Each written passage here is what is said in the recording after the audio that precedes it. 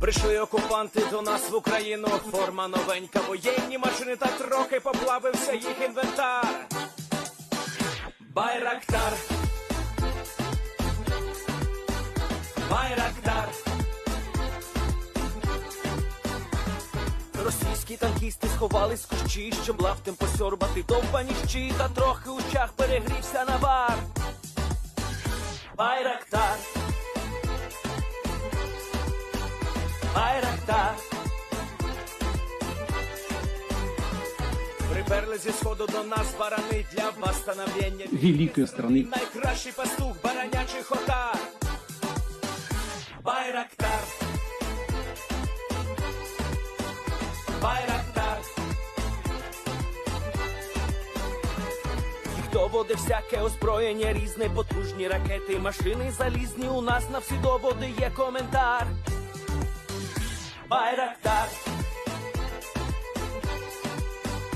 Байрактар. Вони захопити хотіли нас зразу, а ми зачаїли на орків образу з російських бандитів, робить примар. Байрактар, Байрактар. Російська поліція справи заводить, там вбивцю рашистів ніяк не знаходить, хто винен, що в нашому полі глухар. Байрактар, Байрактар. Веде пропаганду кремлівський урод, слова пропаганди ковтає народ, тепер нове слово знає цар. Байрактар. Байрактар. Байрактар. Байрактар. Байрактар.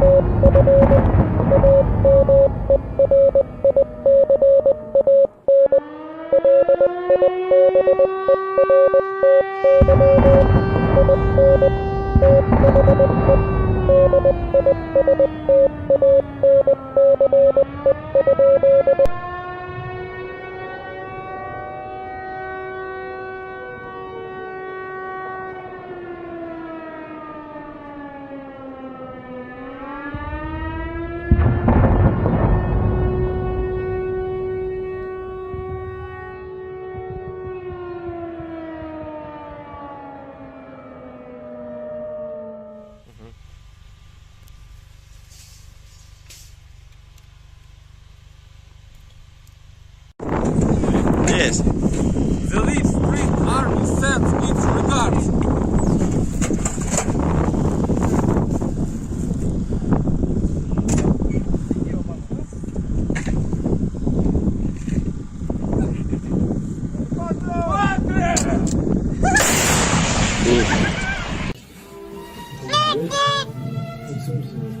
О, бля! Игорь!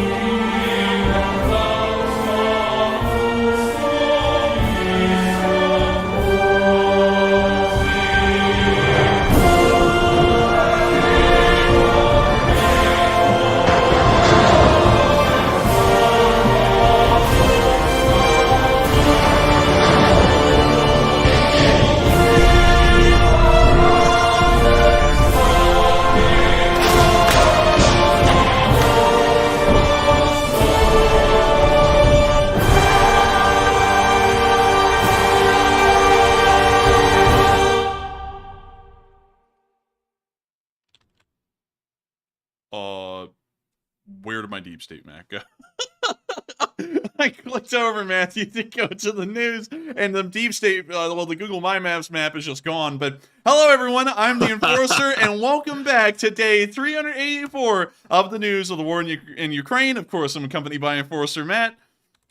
And good evening, folks. It's good to have you all once again on day 384 of the news, and we have a lot to talk about. A lot happened today. And we have a load to talk about today. A lot. And let me see if... Okay, the map is fine. For some reason, though, when I clicked over, it just completely got rid of the map. But welcome back, everyone. We're going to be talking about the past 48 hours of the news of the war in Ukraine here on day 383 and day 384. But before we do that, I have to show y'all something that Matthew and I have been working on incredibly hard in the background.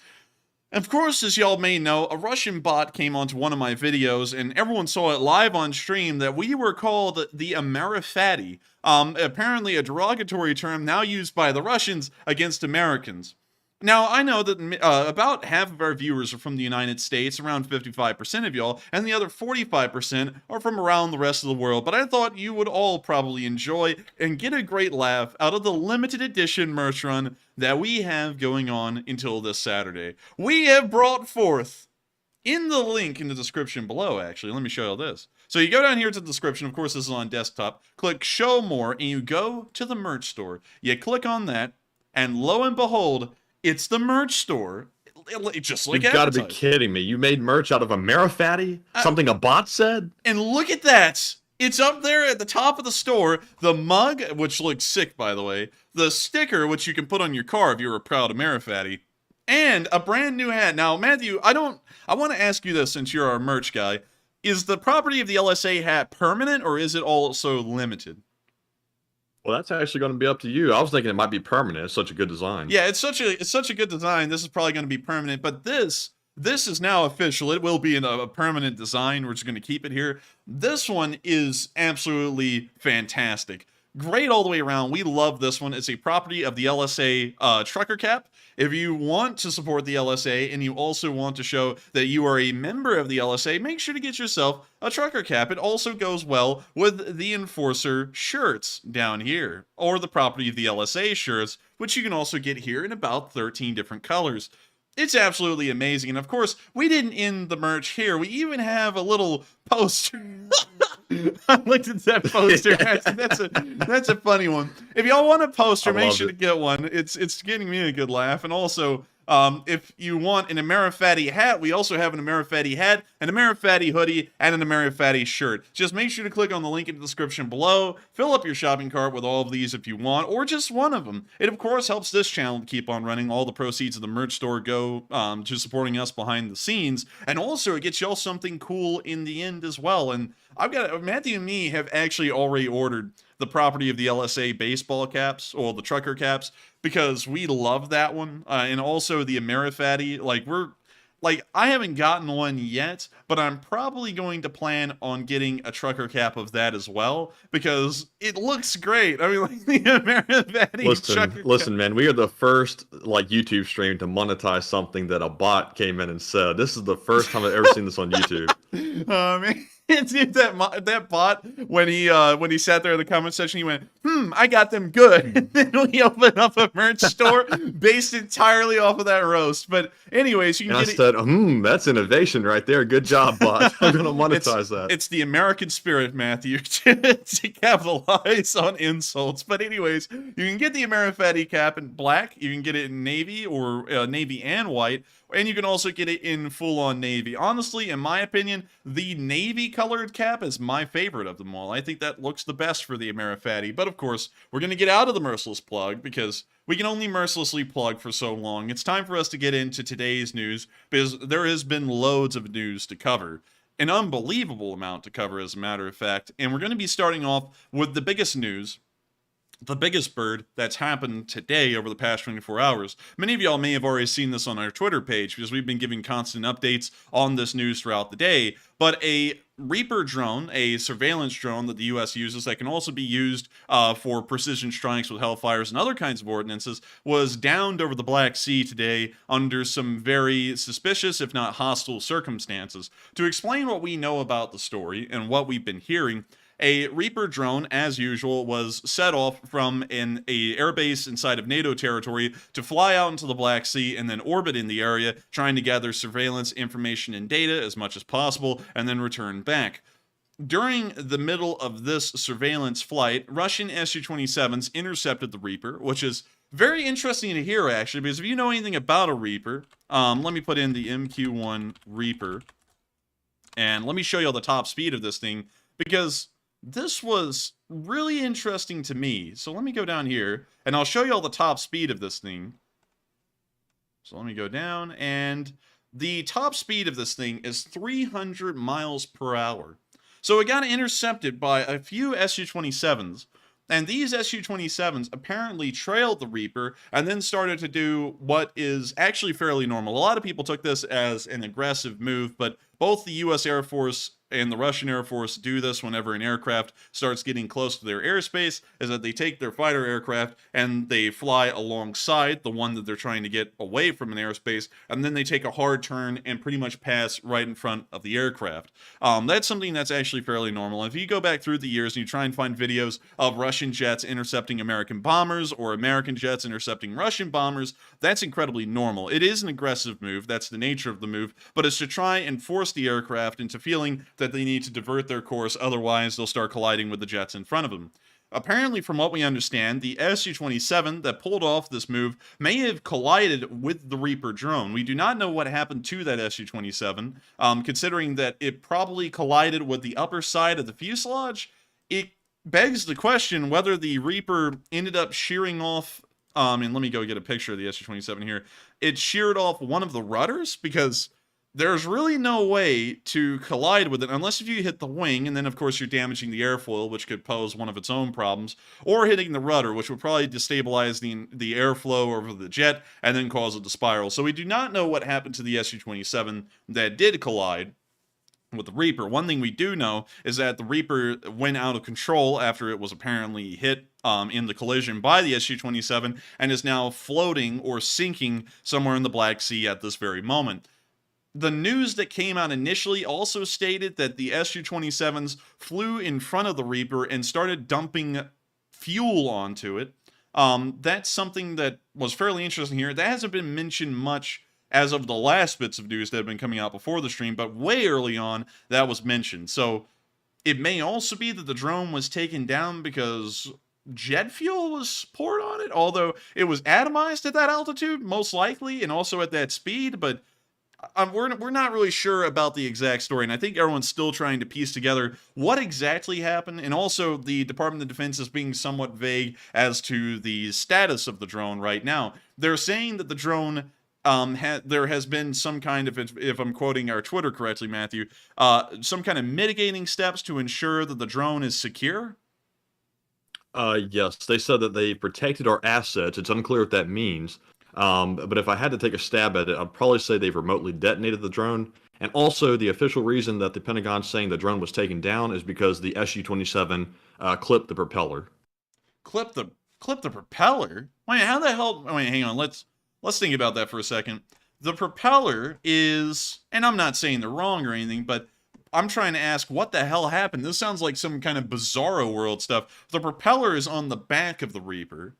The Su-27 would have to be flying behind the Reaper, and I guess the only way they could do this is just to put the nose cone of the Su-27 into the propeller, which would shred the radar most likely, or cause some very significant damage to the front of the aircraft, and then it would take down the drone. I don't have any clue how they could have managed to take out the propeller, considering that seems to be the most difficult thing to knock out on this drone. Oh my god, thank you, George. Thank you, George. Thank you, George. Good to see you again, too. Yeah, but real quick, Enforcer, allegedly the Su-27 flew up very rapidly behind the drone.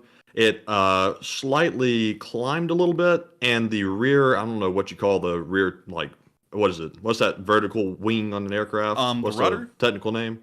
I believe so. That clipped the propeller, and supposedly it damaged the Su-27 in addition to damaging the drone. Huh.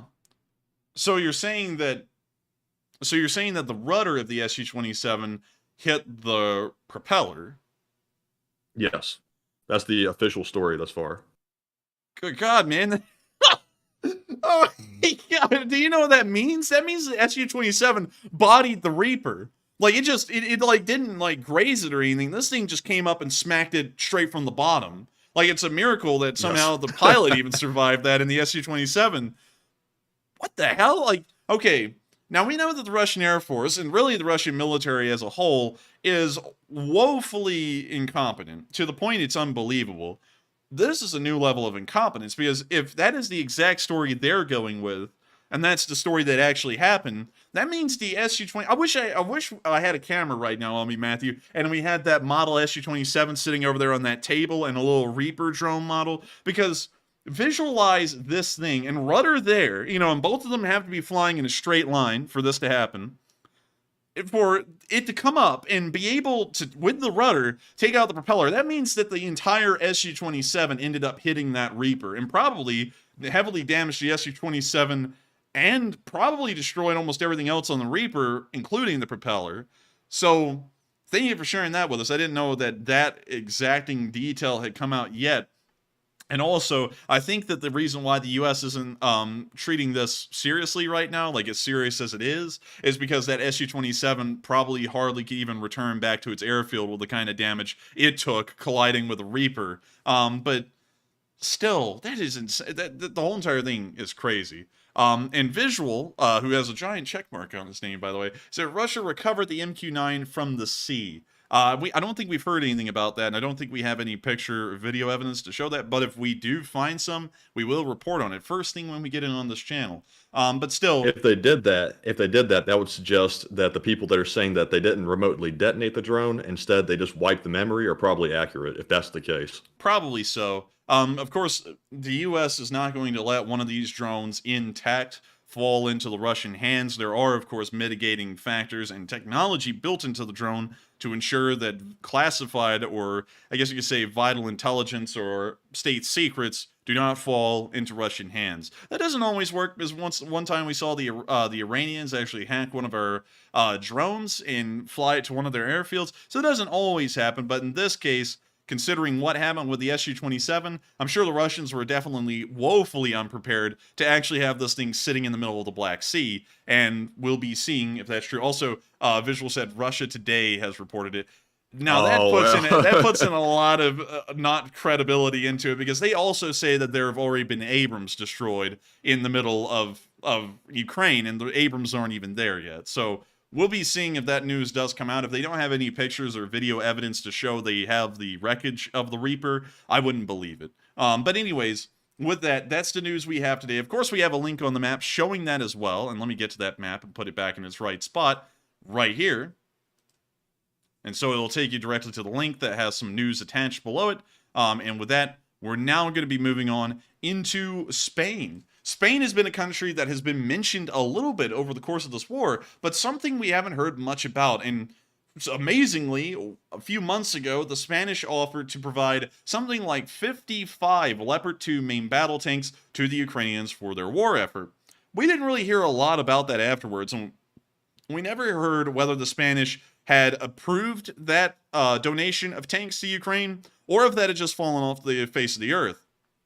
One thing we did see today, though, is that there is training currently ongoing in Spain for the Leopard 2s. We can actually see some Ukrainian soldiers here. You can see the Ukrainian flag on the side of his uniform, standing out in the middle of the Spanish sun. In the middle of early spring, it still looks tropical down there in Spain, like warm, warm kind of tropical. And then moving on over into the next picture, we can see the Spanish Leopard 2 A4s going through their, I guess you could say, training and letting the Ukrainian soldiers get a hang of the ropes of how to operate these Leopard 2s. Very interesting to hear that the Spanish appear to be providing these 55 Leopards that were supposed to be provided way early on, months ago, according to what Spanish authorities had said. We are very interested to hear that they are undergoing training. We still don't know if the number is around 55. It may be around 55, but we don't really know that for certain. Still, nonetheless, great to know that the Spanish will also be providing a fairly large sum of Leopard 2s, and hopefully those will work incredibly well on the fields of Ukraine. And armor could, well, to say it in the best way possible, armor is desperately needed for the Ukrainians, because right now they're having to push the MS-55s into service, and those are fairly dated. We're now starting to see that the Ukrainians and the Russians, as far as their, I guess you could say their backwater armor goes, are getting almost neck and neck with each other. A T-62M and an MS-55 are almost one and the same. So hopefully these tanks can arrive to Ukraine here very soon and start to turn around the picture of what armor looks like from Ukraine going up against the Russians. We're now going to be moving out of Spain and on into Poland, because we've also been getting some very interesting news from Poland, where we saw that the Polish, or at least on Polish training fields, they're training the Ukrainians how to operate the impressive M1 Abrams. Of course, we're biased. We're Americans, so we love the M1 Abrams because we grew up with the M1 Abrams. But we can see one here going through its rounds on a Polish training field.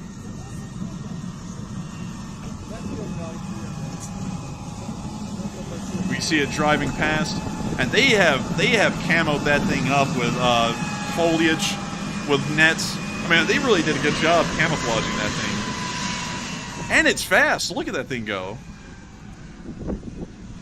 Like, it's ripping through this, like, nasty mud fairly well. You now see it moving over to where the other Abrams is currently parked, and we can see the crew moving around on top of it. Also, for some reason, I can't see the video on my end. I see the control panel. Huh? The control panel? You're not supposed to be seeing that. Let's see here. Let me oh, that was the wrong button. I don't know why. And I also just disconnected from the call in case you're wondering, like, what the hell was that? Dang, man. 1 second. Now my computer's frozen. Let me wait for it to reboot. There we go. Oh, there we go. I can see it now. All right. So now let me wait for the computer to unfreeze itself. Now the mouse has disappeared. So 1 second. Okay, so the mouse is now back. Sorry, everyone, for the technical difficulties. And now it says there's no data coming from the stream. What the hell is going on tonight? Like, okay, now it's saying it's fine again. Good. All right, good. So, with that, we're now going to... Oh, Matthew, look, people are now going and saying you're crazy. They said, oh my God, Matt's going blind. Oh, man. Anyways, we're now moving on out of Poland. It's great to see that the Ukrainians are being provided training on the Abrams, most likely by the U.S. It may even be by the Polish, considering they have a fairly large number of their own tankers that have been trained on the M1 Abrams, considering half of their armed forces uses them. But it is great to know that they are getting training on such an impressive main battle tank. The question still stands, however, will they get a lot of these, and will they be supported well enough that they are usable in most given times? We are looking at a situation where it seems that the Ukrainians could probably support an Abrams, I guess you could say, sufficiently, but we're probably not looking at a situation where they can maintain the Abrams without some kind of Western support. So it may be the case that the Abrams get sent to Ukraine, they're used on the front lines, and minor repairs can be done by Ukrainian technicians that operated turbines on the T-80 series main battle tanks that the Ukrainians have been using. But for more extensive repairs and refitting, they'll most likely have to be loaded up onto a train and sent back into Poland, so that way U.S. technicians can operate on the vehicles. With that, we're now going to be moving on up into the area of Smolensk, because the world is a very small place. A Smolensk place. And one thing that the Russians are starting to learn is that railroad infrastructure near the borders of Ukraine is getting slightly unusable thanks to the large amount of partisan activities that have been occurring all over the place. Of course, we don't hear about it much, but we did find out today from a partisan publisher on Reddit that they were able to divert a train all the way from near the Ukrainian border, somewhere around Kursk or Bryansk, all the way up to Smolensk, which is, I believe, about a 200-mile trip from Bryansk. It is nearly a 200-mile trip from Bryansk, showing how badly the rail networks are being impeded and damaged inside of Russia by partisan activities. And we even saw a video today showing that they were destroying signal boxes in the area.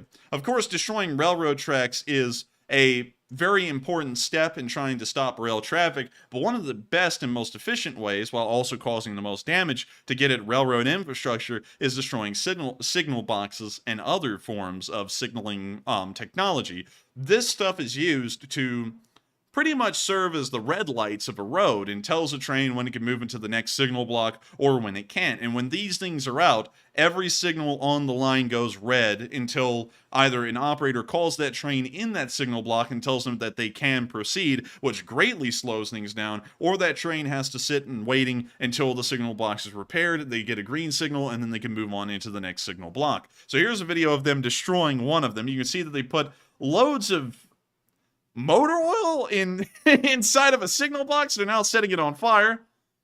Oh, no. And it's going up. You now see it burning right there.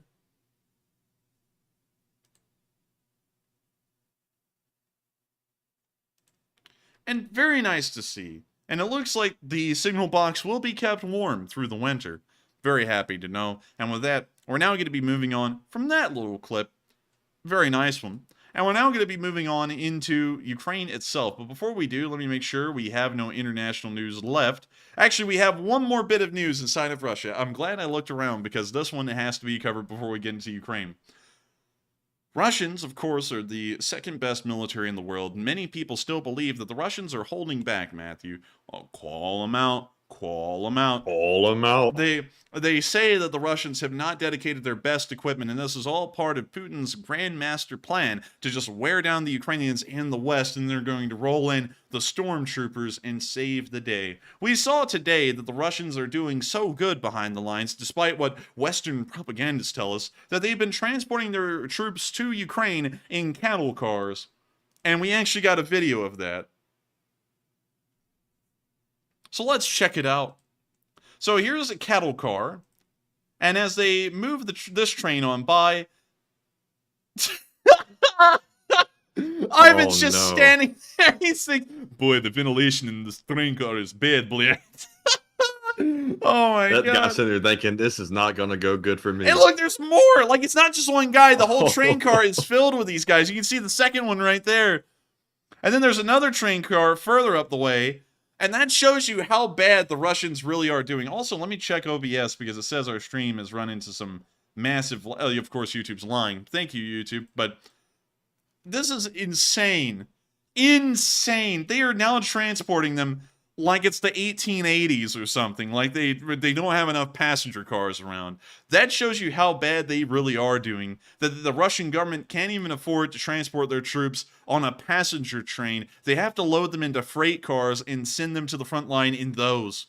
Imagine if one of these derail. Like, imagine the deaths that would be had because they're not proper passenger rail cars. Because while a derailment will lead to deaths regardless of how well a train car is built, the idea that you're putting people into freight cars, which probably aren't approved for the safety of passenger travel, if this thing derails, hundreds will die. I mean, like, that's a given. So pretty interesting to see. Oh, man, that's the least of the Russians' concerns is dying in a train car. Man, they're worried about getting to the battlefield. Bled, Igor, have you ever seen how badly the war's going for us, man? He's looking at at the passenger train, Matthew, like, boy, man, we are really like cannon fodder and cattle to the Russian government, Bled. That's the train passes by.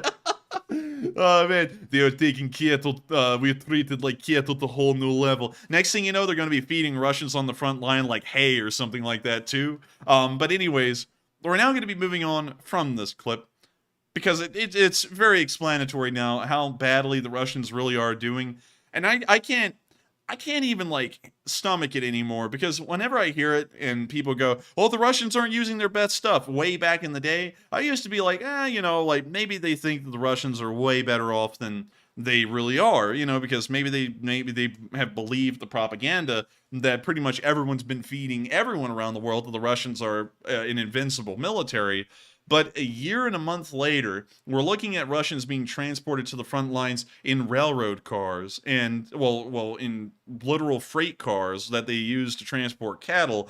And people are still saying out there somewhere that the Russians are very well off. They're just sending in their worst guys to wear down the Ukrainians, because for some reason they just want to do that for a whole year. And then they're going to send in all the good guys and win the war in a couple of weeks. That is just stupid at this point, because this video shows they're so bad off even inside of Russia that they can't transport Russian troops inside of passenger cars, probably because it's too expensive.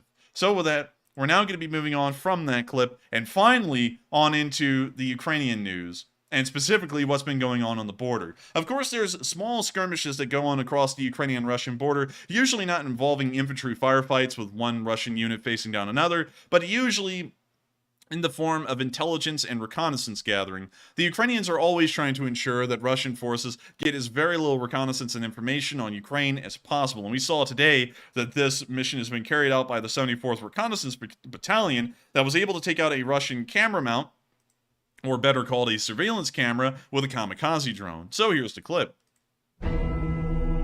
Also, we have to mute the Game of Thrones music, but we can see the surveillance camera right down there on its mount. When you see the kamikaze drone flying on in at a pretty fast speed, it looks like. This is just angering me so much, Matthew. OBS, well, actually, the YouTube dashboard saying there is not enough video to maintain smooth streaming, which is an absolute lie because I don't even see anyone complaining about that. Yeah, it looks like our views are fluctuating like crazy too. Yeah, YouTube's doing its thing, but we can see the kamikaze drone hitting the surveillance mount and exploding, which tells us that that thing was destroyed for sure. And we can even see what kamikaze looks like when it's spelled in Ukrainian. It says kamikaze. It literally says kamikaze. And we can now see that the camera's fallen off the top of the mount, and it's down and out. Huge credit to the 74th Brigade, because while it isn't engaging in frontline battles, which are usually the ones that gain the most glory and the most fame for the units involved, they are doing a very important job for Ukraine, which is ensuring that Russian reconnaissance is hindered as best as possible.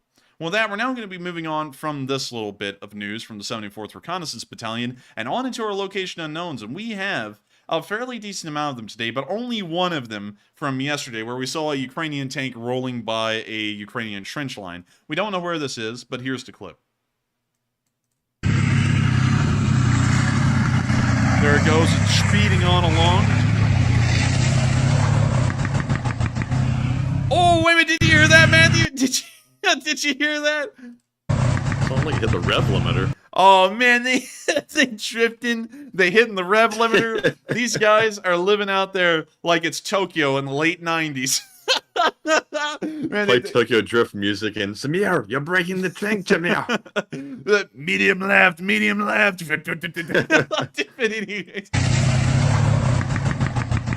I love it. No, This person ducked down quick when that happened. He was like, oh no. He said they were rev limiting. But anyways, we're now moving on into today's Location Unknown news, where starting off on our first clip, we got to see a little game of Spot the Sniper. The Ukrainians are always trying to see if their snipers are easy to find, and they do this by playing a little game with all of us, saying, oh, quickly, spot the sniper. So let's spot the sniper, Matthew. Can we find him? All right. So Matthew, here's the game, all right? I got to key you in here. So they're going to be looking around these woods here, and we have to spot where the sniper is. So point out to me where you think the sniper is as the video plays. If you were walking, you wouldn't be able to see it all. So where do you think the sniper is? Is he behind that tree over there? This one? Yeah, to the left a little bit. This one? He's somewhere over here. I think that is the sniper. I'm gonna be Did very. I get it right? I think you did. I haven't actually watched this whole video because I only got to this part because I wanted it to be a surprise. But I think that might be the sniper because that's a little weirdly shaped to be the bottom of a tree. And everyone's saying they see him. Yeah, everyone sees the guy. So it looks like this guy failed the test. Call him out. Call him out. Call him out. Call him out. This guy failed the test. Sadly, I don't think he's going to make it. No. So let's see him stand up. Let's see where he is. Tell him to stand up. Oh my god! They're everywhere. Now that'd be scary as hell if you walked through and they popped up. So we did get it right. He was right there, but there was about 13 other people in the field that we did not see. Oh my god, that's actually crazy. You could not see them at all. Like, you can see them when they start standing up. This guy here, he's just like 12 feet away. He blends in with the grass. Damn, son, where'd you find these? I want these ghillie suits because, hell, imagine how many people you just scare for pranks with these things. I mean, like, you'd be scaring the hell out of everyone everywhere. Just look at this. The Russians be claiming the Ukrainians using black magic again. We need to call up the shaman, Blia. The shaman, he needs to get them. But this is insane, and also incredible camouflage on there. And we did spot the one guy in between the trees, but that we only spotted 1 out of 13 of them, and that is incredibly good odds. That means you have a 7% chance of being able to see these guys if you know you're looking for one. If you don't know that you're supposed to be looking for one, you probably wouldn't ever see them. So absolutely insane, really cool to look at, and also a huge credit to the Ukrainians in the camouflaging department, because they are getting this thing down to a science. With that, we're now moving on from this incredibly cool clip and on into our next one, where we saw a drone grenade drop, because everyone knows that these streams are not complete without a little bomblet drop, and so I have to show y'all one, because it's practically required by the Union. So, here we go, and also, we have to play the music here for 2 seconds. I don't know what that is, but we're gonna mute it now. Not silly. But anyways, we can see the bomblet dropping, and boop, it blows up outside of the trench, unfortunately. But we can now see them adjust, and oh no, Bliet! Oh no! Oh no! Bliat! Bliet! So that's the end of the clip, but it looks like the Russian got hit. I would have to say he probably did, and also it didn't really help that somehow this one Russian has been able to create a trash conga line 50 feet wide down the trench from one end to the other. I don't know how Russians can just make this much trash. I mean, like, look at this, man. It's one guy, and he makes 50 feet worth of trench line a trash trench. Like, it's a trash ditch. Basically, yeah. I mean, like, crazy. But they still got him, and it looks like the trash gave him away. So with that, we're now going to be moving on into our next bit of Location Unknown news, where we saw... Well, actually, this is 2 clips, if I remember correctly. Yeah, it's 2 clips. The first one actually shows a Ukrainian crew inside of an AMX-10 RC. Now, just to remind everyone, because I'm not going to knock on anyone if y'all don't remember every single tank, because sometimes I forget tanks. You know, believe it or not, I do. But we can see right here, this little AMX-10 RC. I'm a huge fan of these things. They emphasize what, I guess you could say, a light reconnaissance vehicle should be. They're highly maneuverable. They're very cool looking, in my opinion. It looks like some kind of a duck, an armored duck. It has a fairly decent gun. It actually has a really good gun for the size of the vehicle. And also, it's just so cool looking. I mean, like, really, it's just incredibly cool looking, but it also has some incredibly good performance to back up the looks. Now, the Ukrainians were given a decent amount of these by the French. I believe it was around 10 of them, and they've been training on them, and I don't know if this video is showing them in training or on the front, but we do see Ukrainians operating AMX-10 RCs at this very moment. So with that, here's the clip.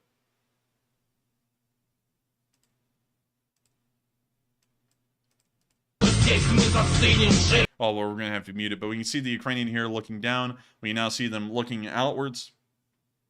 And we can see all the AMX-10s in front of them. Now, this does not look like Ukraine. Honestly, this looks like southern France, so I believe they are in training. Man, these things are cool. I got to tell you, Matthew, I'm a huge fan of them. They're pretty cool. They look like they ride pretty smooth. Yeah, I mean, like, this thing's going over a dirt road, and they're hardly even shaking. You see him even confidently switch hands from the gunner to the commander, who's now also filming. I'm not really sure if the gunner and the commander position switched in the AMX-10, where the commander is on the left side and the gunner's on the right. I'm not really sure, but we're going to call the guy holding the camera right now the commander of the tank. We now see him showing the AMX tag that's in the cupola. it's a Gucci. Like, that's what this is the loaded out version, comrade. You now see them slowing the roll a little bit to go around this turn. Wherever this is, it's actually really pretty. I don't know where in the hell this would be, though. Can anyone tell us? The name of this editing software right here is InShot. That, like, fits the scene perfectly. Lord Sabo, it says they're editing the video. But we can now see them still moving up forward. And if anyone could share with us, because I know that we have some French viewers in here and a lot of European viewers in general, where is this in Europe? I know a lot of y'all probably traveled down to southern France. Does it look like southern France? I feel like it does to me, but I might be wrong. We now see them filming out of the back of a French truck as they're moving on out. We can see another one of the trucks right over there, the one that they're riding in. And we can now see them looking out to the distance. Let's see if there's still music. There's still music. I just had to check. PSA, y'all, still music. We can see something burning in the distance, probably target training. And we see an AMX-10 right there. This is probably target training. We're about to see it fire, most likely. And there we go. And that little thing handles the recoil fairly well, too, for it to be so light. I think it's like 18 tons. And so it might roll backwards after it fires or something. Honestly, with the way it looks, you would expect the thing to roll onto its back and just tilt upright into the air after it fires. But it looks like it handles it really well, and very cool to know that here in the future, probably within the next couple of months, the Ukrainians are going to be getting deliveries of every single kind of tank that has been guaranteed at this point. They will have a couple of M1 Abrams. They already have Leopard 2s in Ukraine. It's just that we haven't seen them in operation. The AMX-10s will be there. The Bradleys will be there. The Challengers will be there. Pretty much anything and everything that could support them in Western armor will finally be in Ukraine all at one time. It's going to make the logisticians have nightmares, though, because to have different supply chains for each one of these vehicles is going to be horrendous. But beyond that, it's going to be really cool to see how all of these Western vehicles, like this AMX-10, pair up directly against their Soviet-era counterparts, which they should pair up against greatly. With that, we're going to be moving on into our next bit of Location Unknown News, where we can also see the continued video of being inside of an AMX-10. We got even more footage, this time from inside the turret. So here's the clip.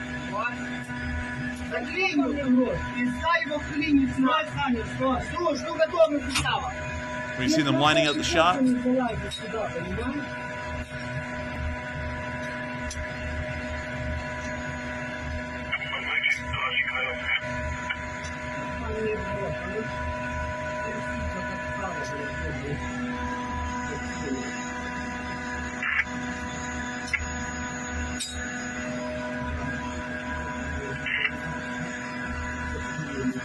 Now, I'm unfamiliar with how the crew is laid out in this thing. I believe we're watching from the commander's perspective here. The gunner is in front of the commander. And that's the end of the clip, but very interesting to see the interior operating of an AMX-10 RC in the turret, and a very interesting look to it, too. It's once again fairly clean, showing the French have taken some incredible care of these AMX-10s, and also, it's actually quite spacious to be such a small vehicle. I mean, they got a lot of, I guess you could say, wiggle room in this thing. Yeah, it looks decently spacious. Yeah, I mean, like, honestly, it looks like you're sitting inside like a Honda Odyssey or something like that in here. It's pretty spacious. But with that, we're now going to be moving on into our next clip of news, which is an M777 firing inside of some deep mud, which is actually going to bring us into pretty much the entirety of the Frontline analysis today, early.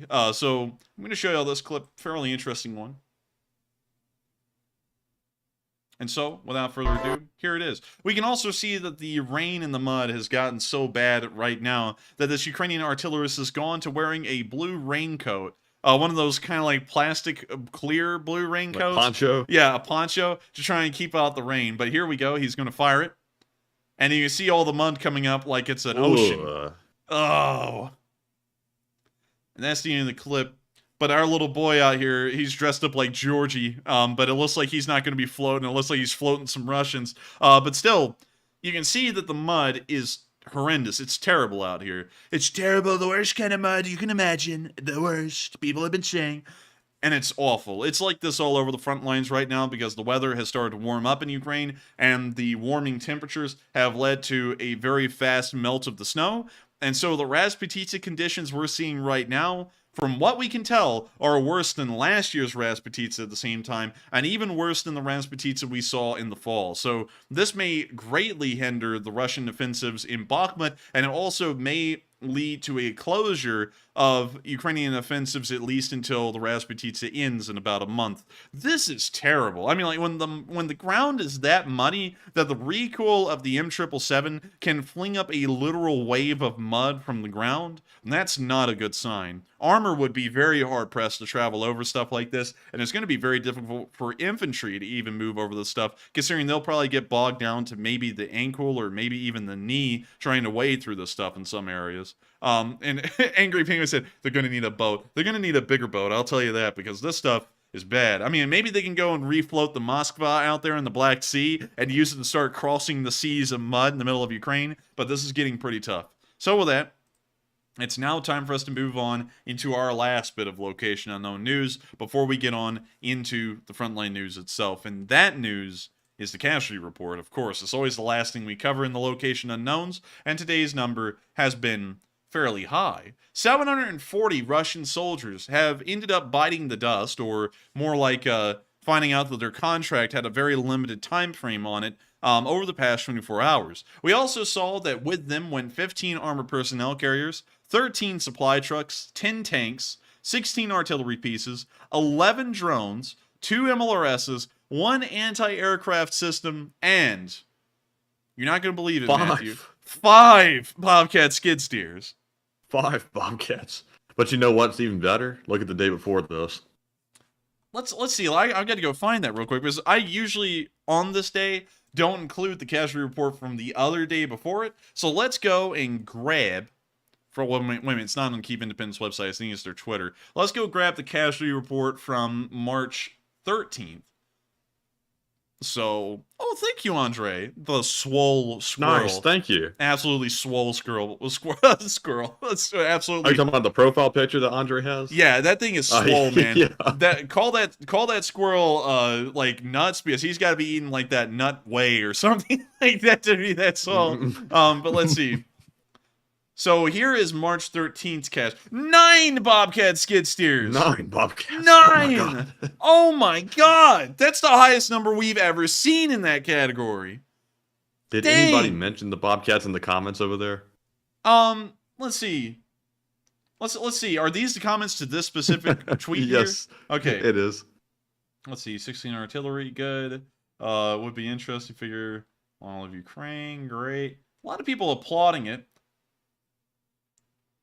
Oh, Matt will be very stoked. Hey.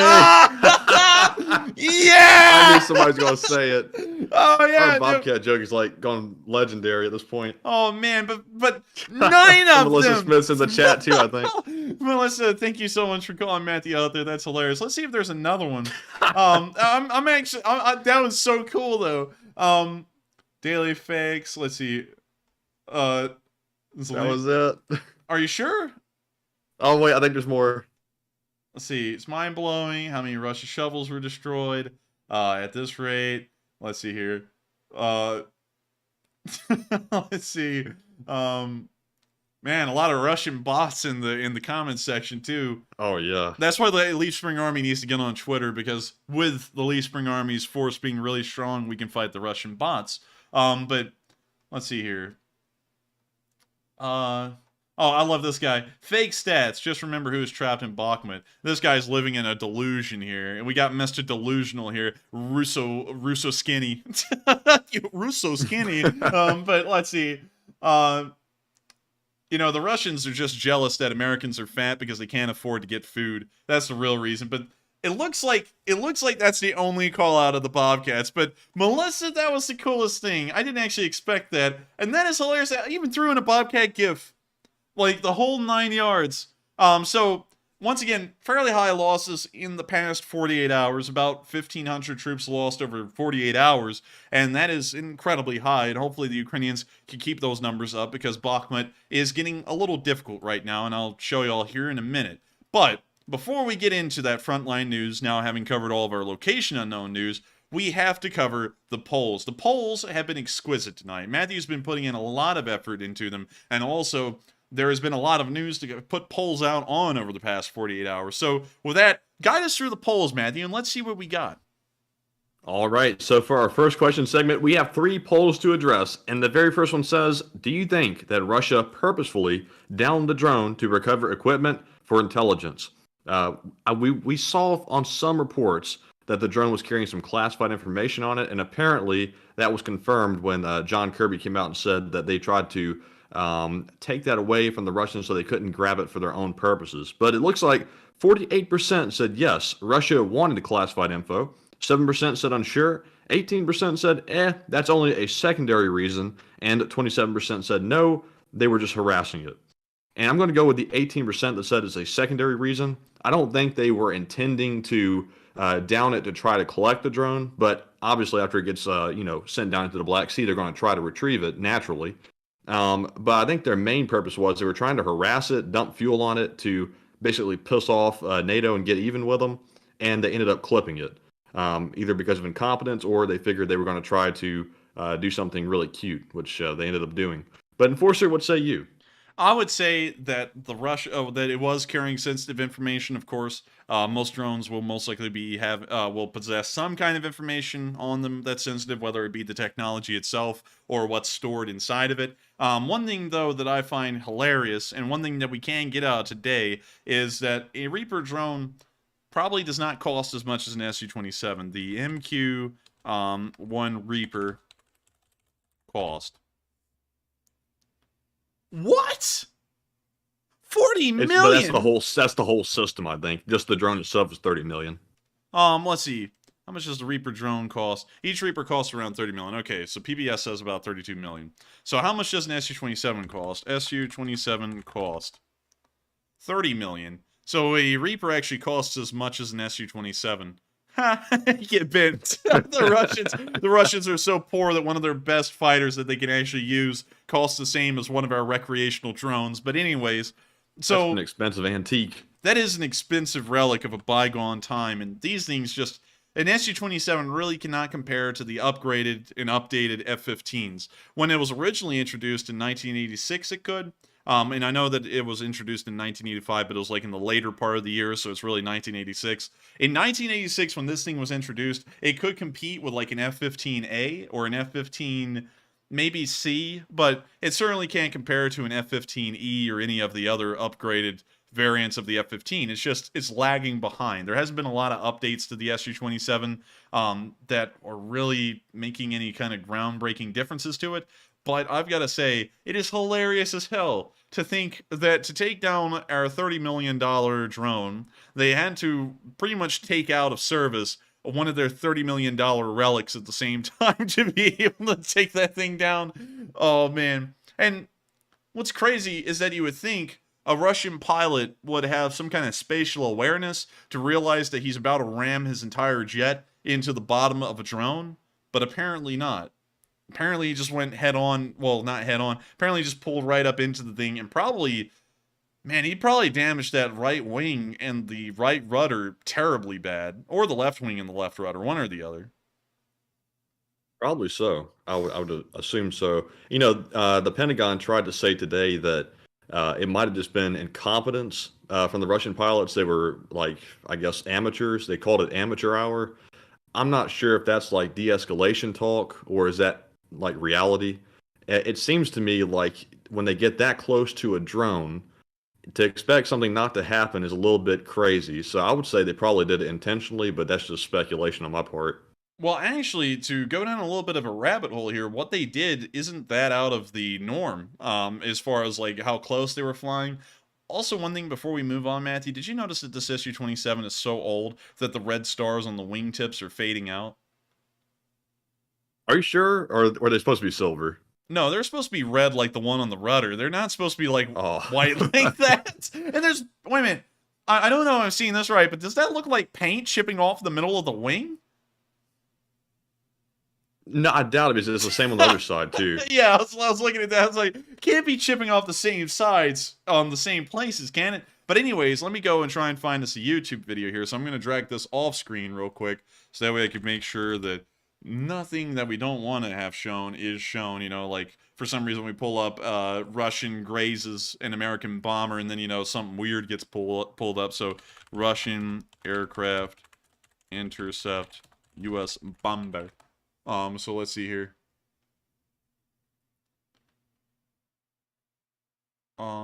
Is there any actual video clips of this? Let me go see. There's no video clips on that one. Let me see if this is the one I'm thinking of. So I'll drag this one over. This one's from some channel on YouTube that has almost the same amount of subscribers as us. But here you can see a B-52 flying. You can see the Su-27 coming up alongside. This is most likely somewhere near the area of the Anadyr Oblast in the far east of Russia. And you see them being accompanied by another wingman. And actually, we can get a pretty good look at the loadout they have here, too. It looks like some R-27 ERs and some R-73s. We can now see them wag their wings. And there you can see it. There's the move that they probably were doing before they collided with the Reaper, which is where you get really close to the aircraft, the one that you're trying to turn away, and then you take a hard right or a hard left turn and go right over their nose. And you can see that right there, although the cameraman didn't really get it too well. Now, I don't think for a minute the Russians would do something like that brought down the drone to a manned aircraft. I don't think they would do that. That is... And wait a minute, can you say that one more time? I think I may have missed it.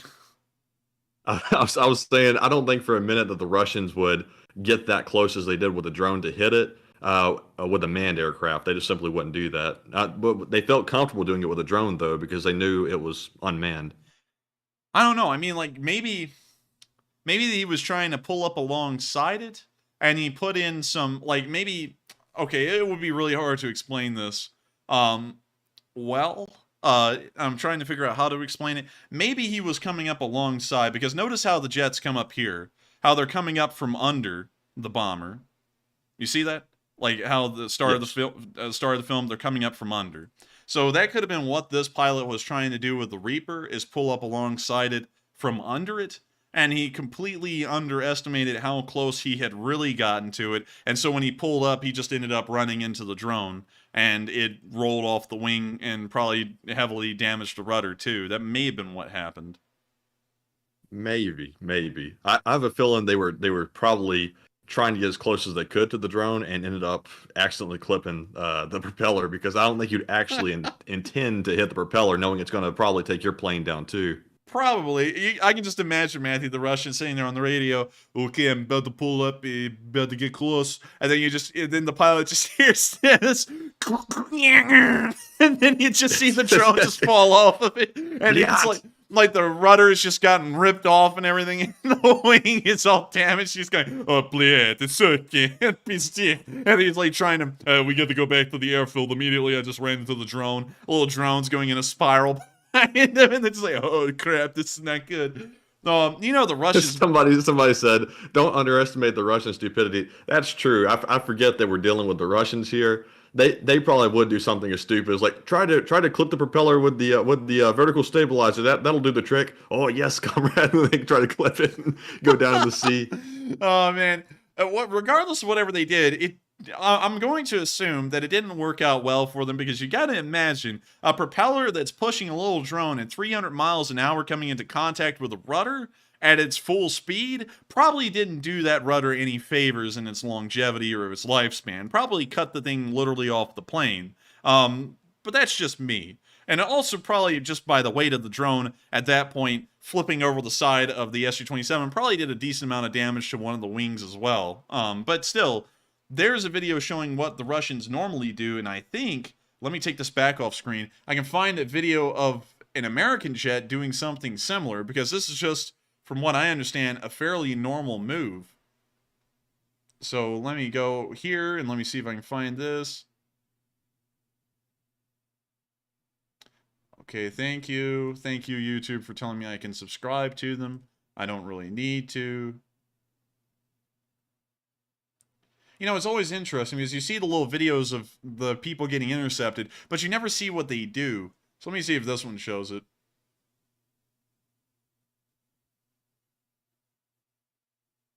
Okay, that one doesn't show it either. Cool. See Russian POV. Okay. This one seems interesting. We'll go over here and I'll see if I can show you all this one. So this one might show us Then we can see the Tu-95 right there. That, you see, we send B-52s to Russia's airspace to test it. The Russians send a propeller plane that may as well be from the 1950s to test our airspace. Just to, like, the thing's so old it still has a tail gunner. Like, who in the hell is going to be using a tail gunner now? It's not like anyone even gets that close anymore, but they have them. So here we can see the Tu-95. We can see the F-22 that intercepted it. See him off the wing. And I think this F-22 is about to do the move.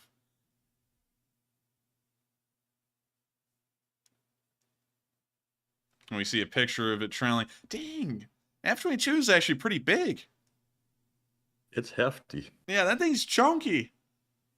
But I don't think it's going to show the video, sadly, of them doing the move. But as far as I understand it, everyone does that move. It's just a matter of being trained enough to know that you're not supposed to run into the plane that you're trying to do that to. You're just supposed to get close to them. So with that, I hope we addressed that poll fairly well. That was actually a pretty big deep dive, but that's what we think happened with the collision. That's the only way it could have happened. And also the Su-27, of course, sustained damage from it. That's almost a given certainty. So with that, we are on to the next poll. All right, and our second poll says, is the U.S. response to Russia's downing of our drone sufficient to deter it from recurring? It looks like 57% said no, the response was weak. 20% said unsure, 15% said yes, Russia will not do it again, and 8% said, it probably wasn't intentional. And on this one, I'm going to have to say unsure, because I'm not really sure if they tried to do it on purpose or not. You really don't know. We can speculate all day. But it's hard to tell if it's incompetence or was it them actually trying to do something to the drone.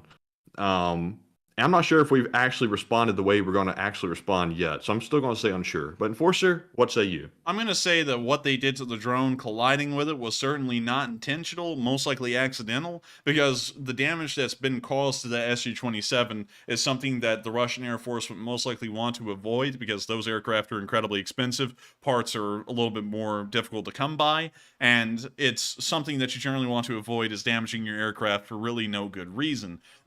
If they were skilled and they were really wanting to take down the drone, one, they could have fired at one of its wingtips with the gun on the Su-27 to try and clip the wing and then send it into a spiral. Another thing that they could have done is that they could have done a wing-to-wing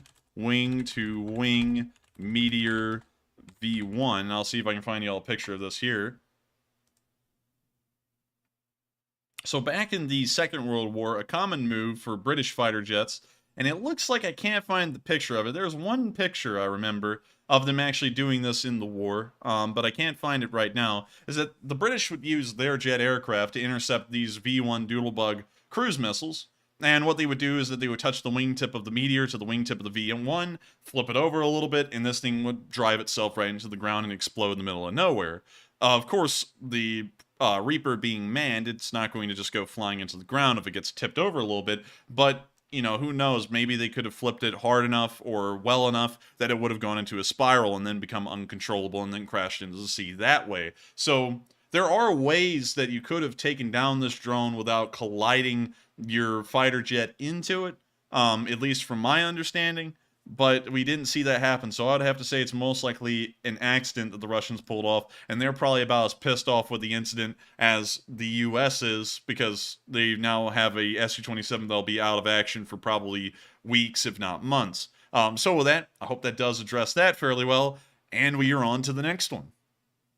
Also, I see some folks asking what has the U.S. done to respond to it thus far, and the only thing that has been done in retaliation is the U.S. European Command said this statement. They said the U.S. and allied aircraft will continue to operate in international airspace, and we call on the Russians to conduct themselves professionally and safely. So that is the response that we're referring to in the poll. So basically, it's not even really strong words. It's kind of just like a slap on the wrist, kind of like, naughty, naughty, don't do that again. Man, the Americans literally said, in the words of the DMV, ensure you are driving safely on the roads. Look both ways. Use turn signals. They started doing that. That's the most corporate-friendly statement you could ever make. Oh, yeah, man. Like, it almost sounds like they're about to go to human resources, and their Russians are going to have to go in and go, what did they do this time? Well, we've gotten a couple of complaints, and not saying you're doing anything wrong, but there's been people saying around the office that you're inappropriately touching other aircraft, and you can't do that, okay? You can't do that. If that happens again, we're gonna have to let you go. It almost sounds like that. Yeah, not even stern words. We could at least made the words sound a little bit more menacing. Yeah, well, yeah, but then again, it's the Russians. I mean, like, just breathing in their direction is menacing enough for them. I'm sure they'll take that as we're about to kill them. But anyways, with that, I think we're on to the last poll, if I'm correct. And we are. And this last poll says a Ukrainian commander says that they are out of shells in Bakhmut and a counterattack is impossible on the Russians. And what are your thoughts? 49% said that is bad and where is Western aid? 24% said, be patient, ammo is on the way. 17% said pull out of Bakhmut now, and 10% said unsure.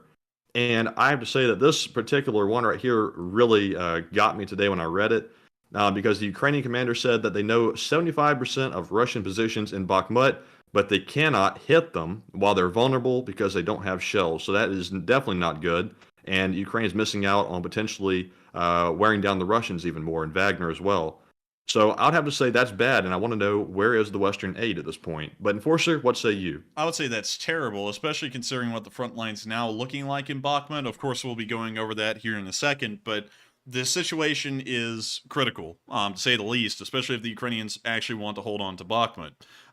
They need ammo immediately. Artillery's been the one thing that's been keeping the Ukrainians holding their lines and fighting against the Russians so well for so long. And now that they are running out of it, that is one of the worst things you can hear, honestly. It doesn't matter if they have modern Western tanks. It doesn't even matter if they have Javelin ATGMs or anything like that for their infantry. If they have no artillery, they may as well be screwed. So they need artillery shells immediately. They need a mass of them, and hopefully they get over there soon. Also, the reason why we're believing this, I actually saw someone ask that, is because it came from, I believe, the commander of the 93rd Brigade.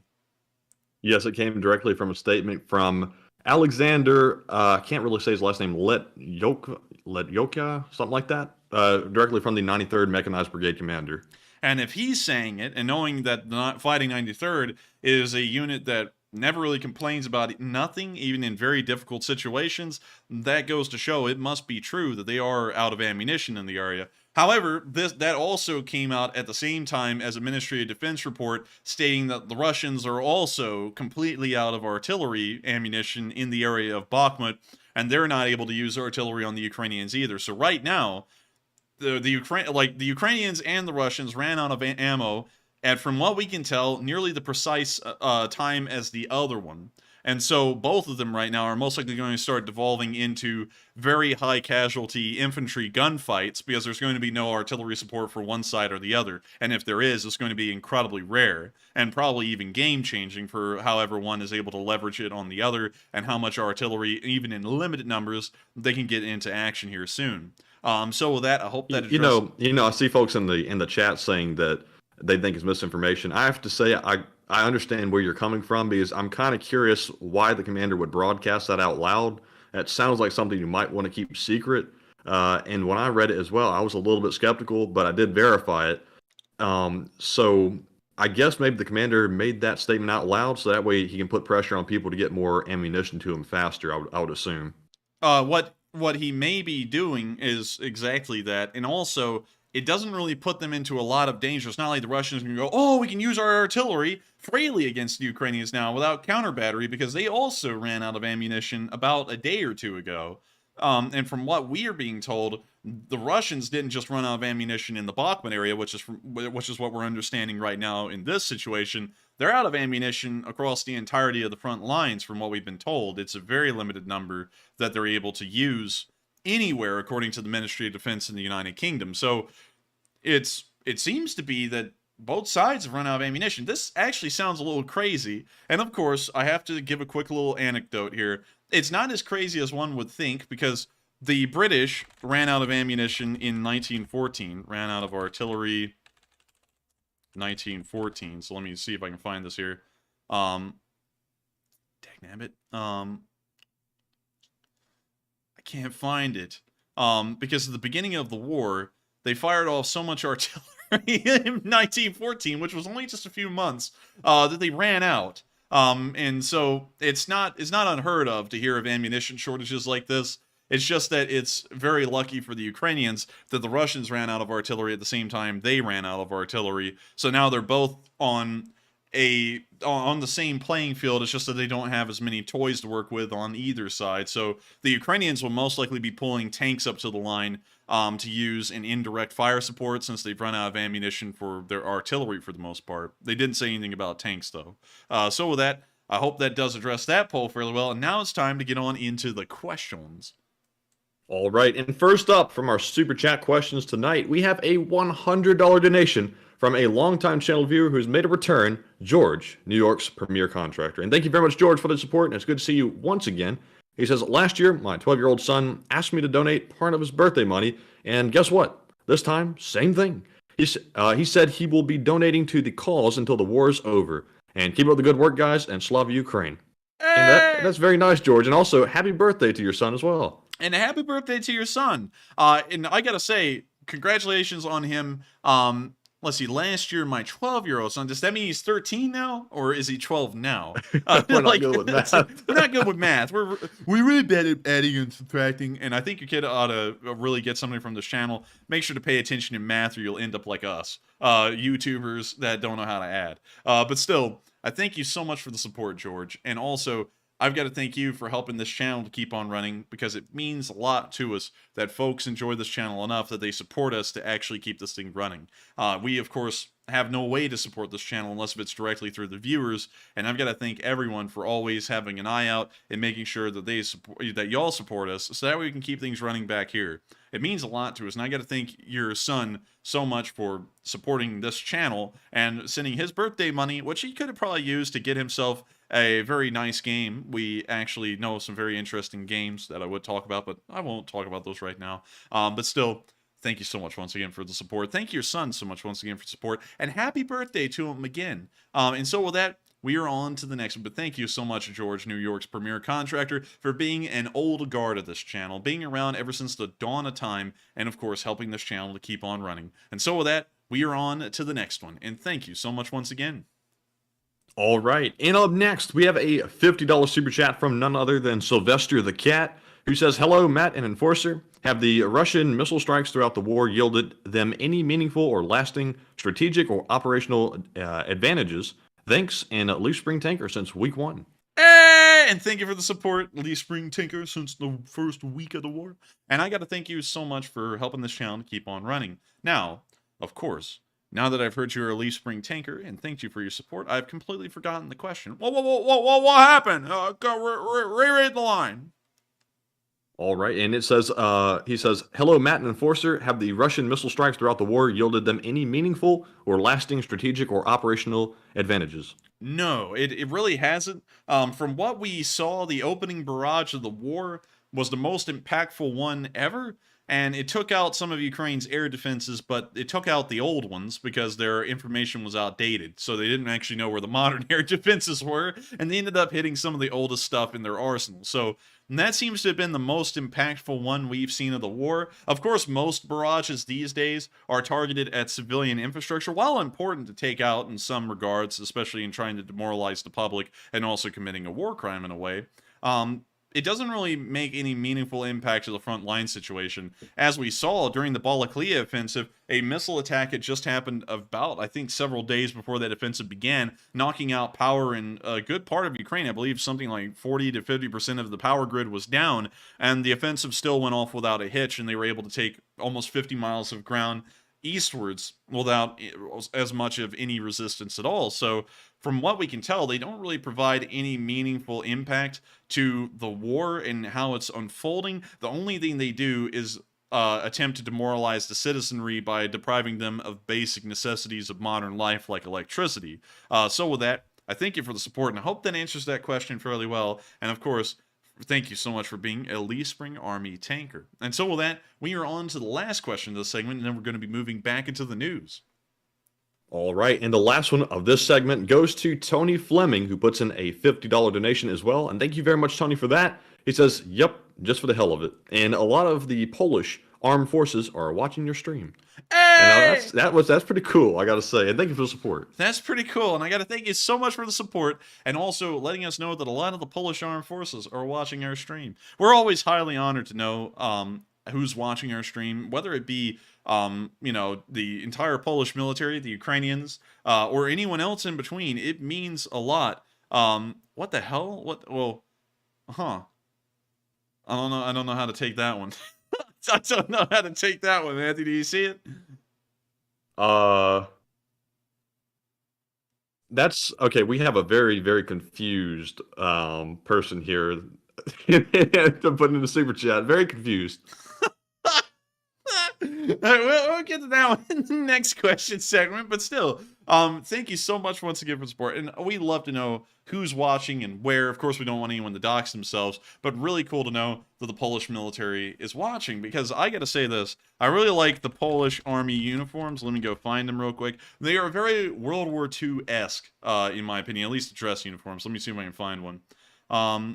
So here is a Polish army soldier with a bloody nose. It looks like fake blood, though. I don't know. Anyways, let me move on to the next one. I'm trying to find the dress. Here's, I believe, cavalry dress uniform? I don't know. It kind of looks like an Uhlan Lancer. But anyways, let me go try and find the freaking dress uniforms. Yeah, it is a Lancer, actually. Man, I gotta say, the Napoleonic era had the best uniforms, and nobody can ever get to the level of drip that World War One had, because that was like the end of Napoleonic era drip. Everyone kind of dropped it in that war, but still, I gotta find these uniforms. Let me just type in Polish Army dress uniform.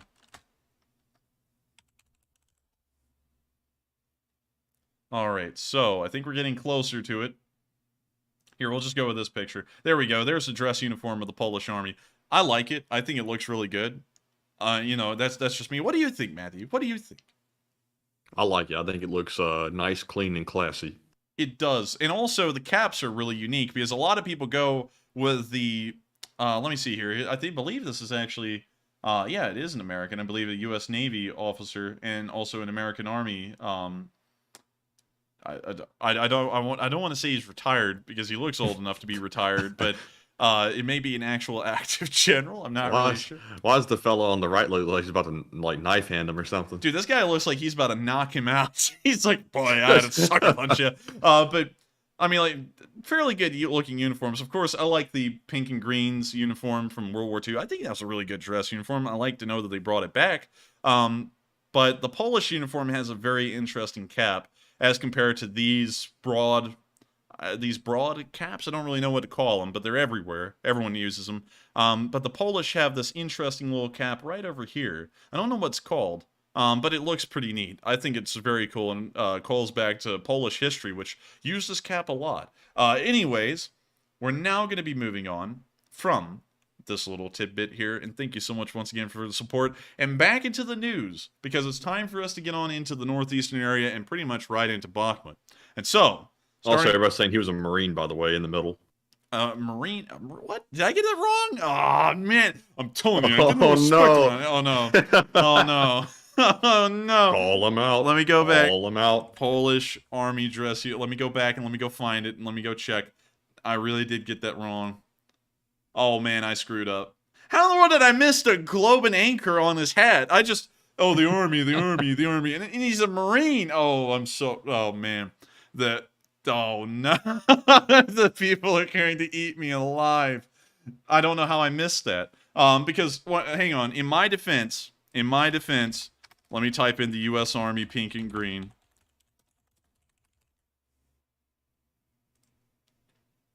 In my defense, the new Army uniform kind of looks like it a little bit. Just a little bit. Just a smidge. Okay. I mean, kind of. I mean, like, let me go back to this one. Right there. I'll let you play it down. It's okay. Yeah, we're gonna have to play this one down a lot, because that was a big screw up on my end. They kind of look similar. I mean, they kind of do. But sorry, Erwin, I did get that one massively wrong. I'm gonna have to eat my foot on that one. And CAS just said, call them out, and y'all are gonna have to call me out on this one. I encourage y'all all to unsubscribe and just cancel. But anyways, we're now gonna be moving on into our news in the northeastern area. We didn't get a lot of news around Svatove over the past 48 hours. We did get a decent amount of news around Kreminna, and so showing you all the past 24 hours, we have seen some fairly interesting developments here. Starting off, the Russians seem to be trying to be inching a little bit closer to Torske again, which is on the road to Liman. It doesn't appear that they're making a massive amount of progress with that. However, they are getting close enough to these reservoirs over here that they may start to cut the Ukrainian lines into two and divide the supply line. Instead of one large supply line, it gets cut into two separate ones, which may make the situation a little bit more difficult. Beyond that, we haven't been seeing much, and the battle for Dubrova appears to still not be making any progress, but we did get one video clip here today showing a Slovenian M55 in the Ukrainian army. Now, it's great to know that they did get support to have this tank here, but it's an M55, which is an upgraded T55. These things are about as old as a T62M, and you can see a second one rolling up here in the area as well. And let me pull these up for you all, an M55S. So this is an M55 in all of its glory. Let me see if I can find one in the Slovenian army, which is right here. They are a T55. These things almost came out at the same time as the T62. They're okay. They're not... Well, they were okay when they came out. They're not good now. They're heavily outclassed and outdated. Of course, with the Russians using a large amount of T-62Ms nowadays, it doesn't really make that much of a difference, because an M55 almost squares up against the T-62M on the exact same level. It's just that it's really old and dated, not really giving Ukraine an advantage, but any support's better than no support. Hopefully, though, the Western tanks can mitigate these from being used on the front lines like we're seeing right there. We're now going to be moving on into our next bit of news, which was actually around the area of Lysychansk, where we saw a Russian complaining about his tanks being destroyed one after the other by a Ukrainian drone. So here's the clip. And of course, there's a little translation here. Kind of nice. So here's the clip. Burned. I'll get to the second one. See him walking through some debris. Yes, here are the guys, while here's the garbage. We will have to step on them on Monday. We stepped on them today. Well, you see a blown up tank right there. Look what is left. The tower is generally bad. It's still smoking. The tower? Dude, the turret's gone. What are you talking about? The turret went to space. He's in there. The turret's a little damaged. Looking into the empty hole that's in the middle of this tank. There is a funnel below. I would assume so. No tank left. It's all left up. With food. What the hell does that have to do with anything? We were sitting here on the boxes. There was one tank. Here's the second tank. You will see in the photo. I filmed them. We worked on them, on one tank and on the other. Here is the tower lying nearby, the turret lying nearby, torn off.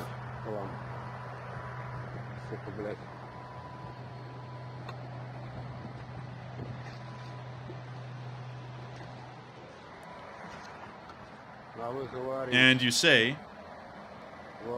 in the armament,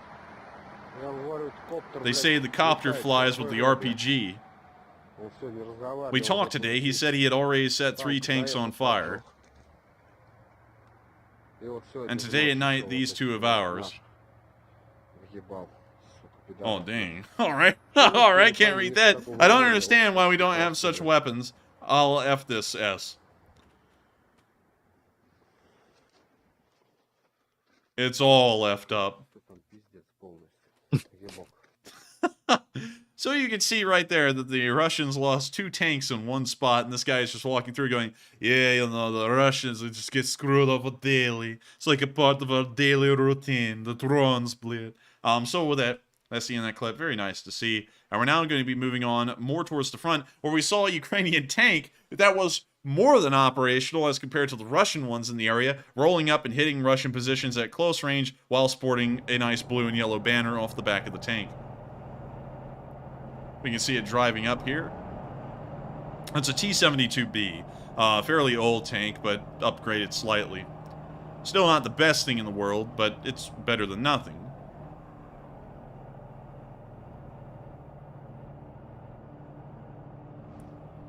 See it rolling up. We can see the subscribe button. It's there in the middle. See them still rolling forward. We can actually hear the engine, which is... I don't know if that's dubbed in or if the drone is actually quiet enough that you can hear over the sound of the blades. I'm feeling like That's got to be dubbed in. I'm feeling like it's got to be dubbed in. There's no way this drone is that quiet. It's like a shrimp frying your rice. There's no way a shrimp fried that rice, if you know what I mean.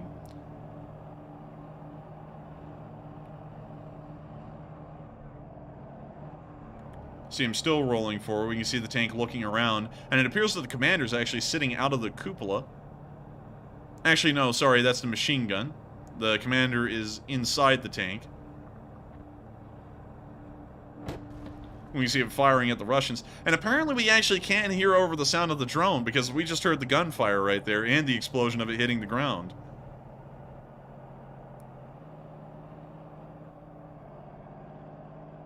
Yeah, we're actually hearing the tank. It's not dubbed in, because you can hear the tank, like, idling and stopping. And now we can see the Russian trenches here with the Russians wandering around.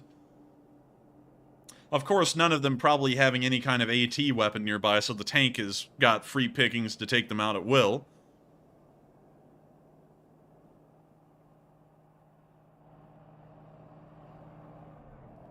We now see the tank rolling a little closer to the tree line.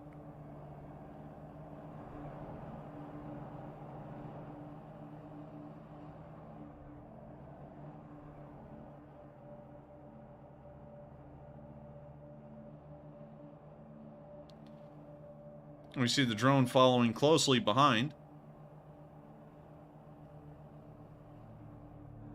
You now see it firing at point-blank range again at another Russian entrenchment.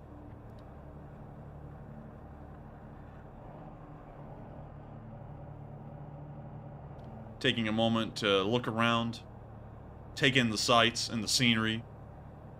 It's a nice foggy day. It almost looks like a field in England during a rainstorm.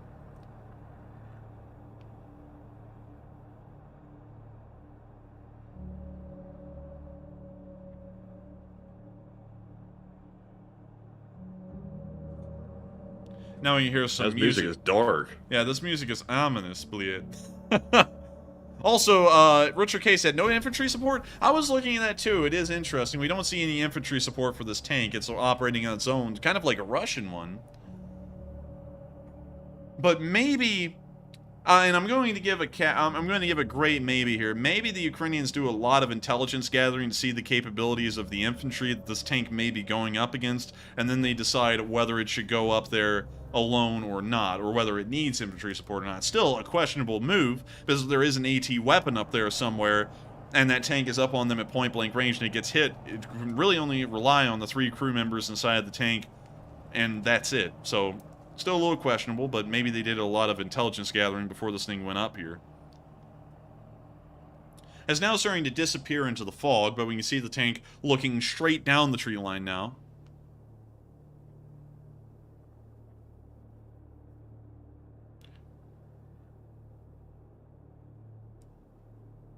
You see the powder coming over the drone. The drone's now flying out of the way of the powder and letting it blow on by. We can see the tank looking down the tree line. It looks like they're trying to line up another shot, and they're proceeding to move forward.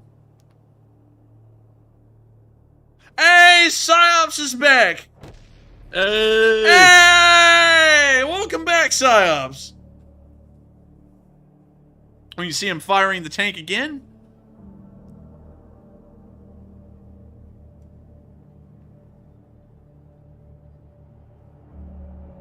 See the tank now looking down the distance. This almost sounds like Fallout 4 ambience music, you know? It's like, where in the hell did they get this? When you see the Russian trench right there, we can actually see some of the sandbags, and this tank is hitting him dead on. It appears that the Russians have no AT weapons to fire back at the tank with, so the tank has free range to really just wipe out the infantry that are here, and then move on. And everyone give a huge welcome back to PsyOps. He's finally back after a couple of weeks hiatus, I don't know how it's said. He's back after a week's break. So everyone welcome him back now that I'm stuttering like hell. I'm about to go on to the King's speech. I have a stammer. But when you see the tank reloading the gun, looking down the tree line again. Okay, that one sounded like it was dubbed in. I'm going to say that one sounded a little sus. Boom, boom. But we need a little soundboard with Among Us noises on it because that's really mature. Anyways, we just see this thing eating the Russians up. We now see it backing up again.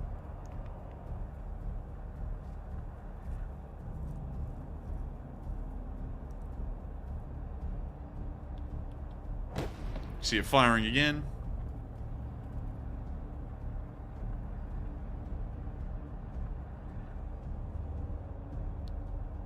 And the tank, it's really just taking its time here, Matthew. I mean, like, this thing is just like, it's a casual day, turkey shoot. They just roll up there. The Russians have no AT, so it just keeps on firing at them and taking them out whenever it pleases, and the Russians really can't do anything to stop it. You know, that must be a bad feeling to be in a Russian unit. And also, we're going to have to turn that down because I know that's getting so loud, we're probably going to get copyrighted at some point. But it's really crazy to think the Russians just have no AT, and that's got to be a terrifying feeling to be a Russian and just see a Ukrainian tank roll up onto your trench and knowing there's no way to stop it, and what's about to happen to you is unavoidable. It must feel bad to be in the Russian military whatsoever. Yeah, that's got to be rough. I mean, that's got to be rough, but for these guys, they're really feeling how bad it is to be in the Russian military right now. JSM said, eat their lunches. You do not want to eat a Russian lunch. That's like pickled, like, bullet. Like that's just nasty stuff. And also, that's already been taken care of by their Mr. Lunchtime. soldiers. Yeah, Mr. Lunchtime ate all of them, and then what's left is, like, pickled borscht. And who wants to eat pickled borscht? Not me. Not me, not me. Now we can see the tank driving off. Mission successful. Just driving off. It's a good day to be Ukrainian. Right now they're listening to Crab Raven there. Dun, dun, dun, dun, dun, dun, dun, dun. Wait a minute. I don't think that's Crab Rave. I was thinking about that. That's not Crab Rave. But you know, the Ukrainians are some silly little fellas. I'm sure they're listening to something funny in there as they drive on off. Ukrainian flag fluttering in the breeze through the mist and the fog. This is a pretty well, like, choreographed video just for, like, random battlefield field footage. Man, the Ukrainians, man, they know they got to get it for the vine. You know what I mean? And look at that thing just rolling on. Dude, this is like the cutscene after, after like a mission's complete. You're just driving off. But with that, that's the end of the clip. Huge credit to the K2, which did an incredible job in that video. It's now time for us to move on down into Bakhmut. And over the past 48 hours, we've been seeing some interesting movements here in this area. Of course, let me move back real quick and show you all this. So this is the 12th. So here on the 13th, we saw that the Russians were able to move even closer to the T-1302 highway. Well, actually, let me make sure I'm naming that correctly. It is the T-1302, right? Right? I can't tell on this map. Let me go to the other one. Let me go down to Bakhmut. And it is the T-0504. It's the T-0504. The T-1302 went to Lysychansk. But they're getting very close to the T-0504. Incredibly close. They're now fighting in the city blocks that are leading right up to that little spot. That is incredibly concerning. I cannot mention how concerning that is because if that highway is cut off, the Ukrainian retreat out of the town will also be cut off. This is what I'm talking about over the past week when I say if the Russians have one good day and one good assault, they can pretty much begin a siege immediately. And this is getting very close to that. If the Ukrainians were smart, and it appears that over the next 24 hours here leading up to the 14th, they are starting to withdraw because the Russians were able to move over the flat open marsh in the northern area of central Bakhmut right here. And it appears that they didn't take as many casualties as anticipated, considering the losses were only around 700 a day over the past 48 hours. It appears that this push was done with probably little resistance from the Ukrainians. The Russians are also moving into the Azov steel plant here in the north of the town. That is also something fairly interesting. This is actually the steel mill that Zelenskyy visited to give out medals and also to get the signed flag from the soldiers to bring here to the United States. They finally lost the steel mill 3.5 months later when Zelenskyy did that. 3.5 months later, they finally took part of it, and the other parts are still being held. But it looks like the Ukrainians may actually be withdrawing, considering the amount of no man's land that is inside of Bakhmut right now. They may actually be moving back, and it looks like the Battle of Bakhmut itself will finally be coming to a close after nearly 5.5 to 6 months of fighting.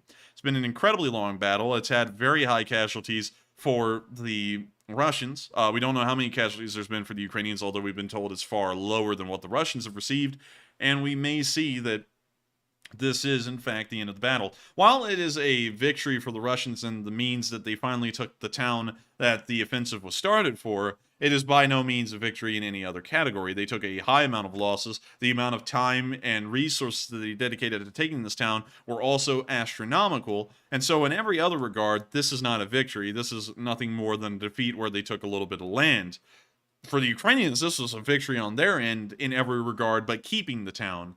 They were able to inflict tens of thousands dead on Russian infantry. They were able to take out dozens, if not hundreds, of vehicles of different varieties. They were able to take out a decent amount of artillery. They've debilitated the Russian forces probably into the foreseeable future. Nothing has really gone for the Russians in this battle. And after months of slugging it out, they're finally getting to the latter stages of taking the city, that is practically empty and destroyed to the ground to the point it's going to be unusable. There are Russian bodies everywhere. There were 60 of them in just 1/4 of one field. So if you're looking at a field like this, that you can see outlined right here, just in this one portion of it, there's about 60 bodies or so.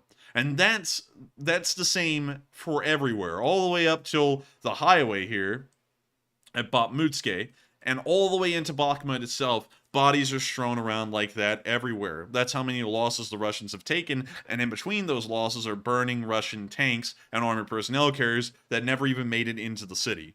So, with that, of course, the Battle of Bakhmut, in my opinion, looks like it's going to be coming to a close. It doesn't look like they'll be holding it for much longer, but with that, it's now time for us to get on into our video clips and news, starting off in the northern area, where we saw a Wagner prisoner was captured.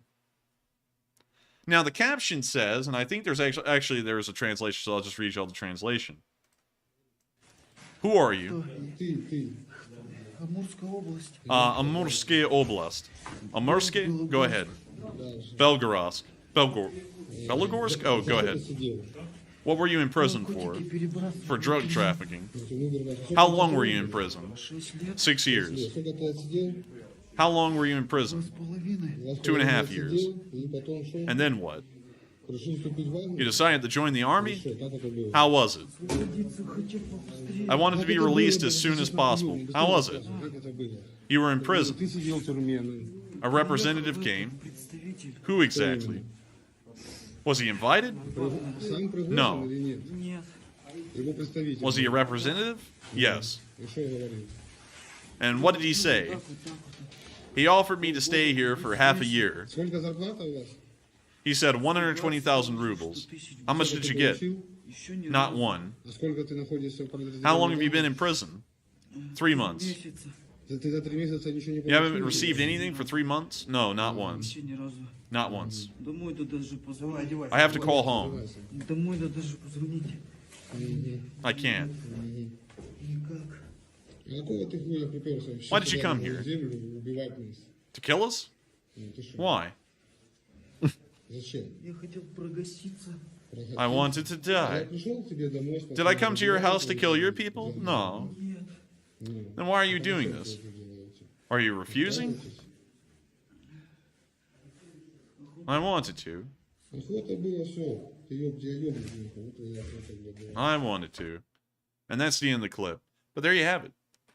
A guy came here to die. The Ukrainians are fulfilling that request for a lot of people, but sadly it looks like they weren't able to get to his ticket in the queue and take care of it for him. He looks like he got captured, and it seems like he may not be happy with that. He may want to talk to customer service at the prisoner of war camp. They might, they probably won't be able to help him out with that. But, you know, if they exchange him back to Russia, I'm sure the Russians will help him out in finally filling out that request. So with that, that's the end of that little bit of news. Once again, fairly interesting to see a little one-on-one conversation with a Wagner prisoner. And moving on into our next clip, we saw the 93rd firing mortars at the Russians. While we heard that the artillerists are out of ammo, we don't know if that pertains just to the heavy artillery or the light artillery. One thing we did see here is Chelibo. Fire! And now we're going to mute it. But we can see the mortars hitting the Russians. It looks like it took out a good amount of them, about 3 or 4 of them. And we now see that they're going back to basics and learning how to crawl.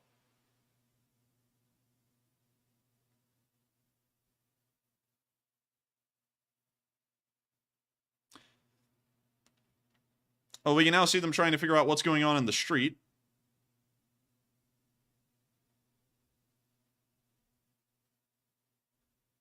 We see another mortar round hit right in the middle of that street, taking out a couple of more of them, and further wounding the ones that were already sitting there.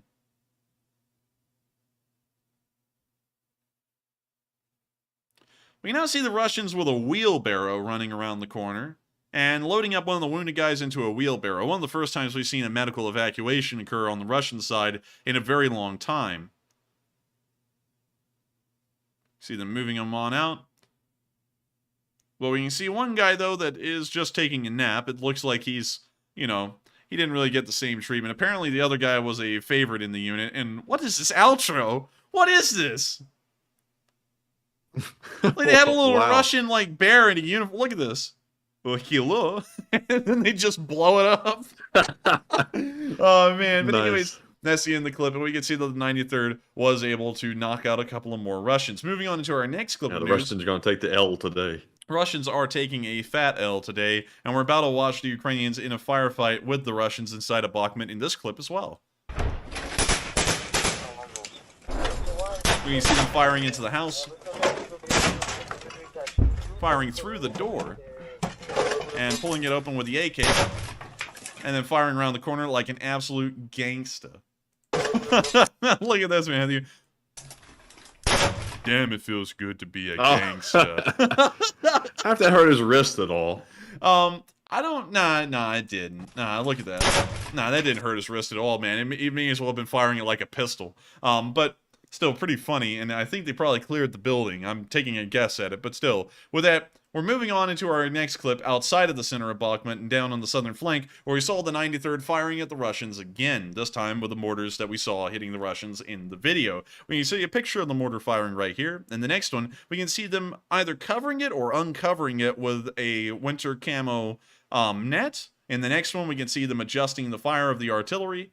And the next one, we can see a guy, once again, adjusting the fire, but with a cigarette in his mouth, absolutely bussin'. And the next one, we can see the mortar shells here inside of what appears to be a bathroom, most likely. And then the last one, we can see them moving some of those mortar charges outside to be used by the mortar.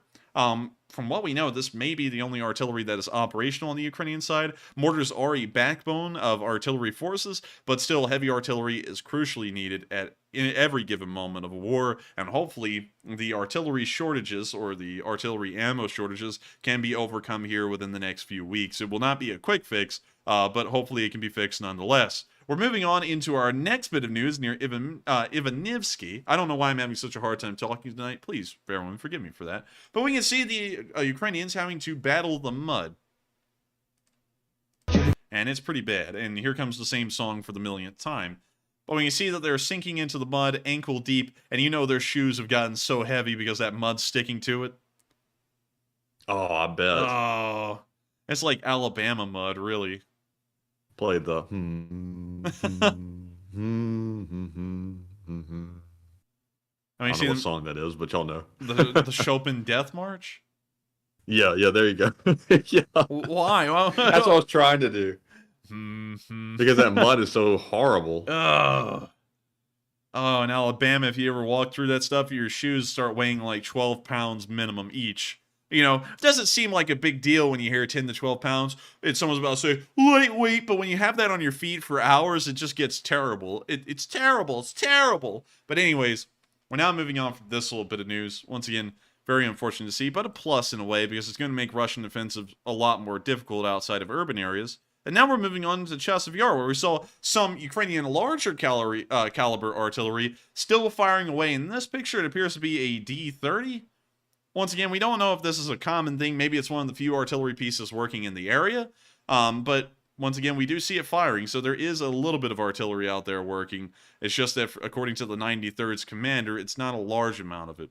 So with that, we're now moving on from Bakhmut and into the area of Kramatorsk, where we saw a very heroic citizen actually dig through the rubble and pull out a other wounded citizen that was underneath it. So here's the clip.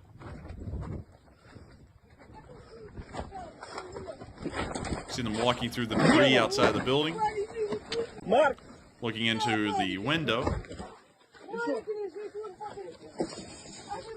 And I think this guy may actually be a part of the police. I saw the clip of a radio there for a second. You see that there's a fire in there, and he's handing up a fire extinguisher so he can try and put out the blaze. We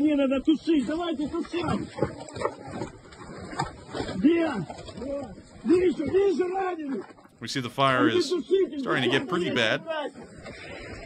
Bringing in another fire extinguisher. I doubt that's going to put that out. Man.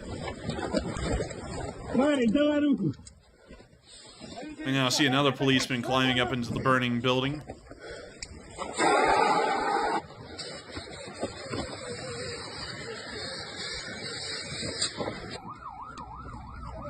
We now see the fire brigades responded, and they're now at site. Fire brigades rushing to try and get into the building, passing buckets of water and anything that they can use to try and put out the fire. Water may have been cut off, and that's why we don't see them using fire hoses or anything similar. And we now see that it appears that the blaze may have actually been put out there.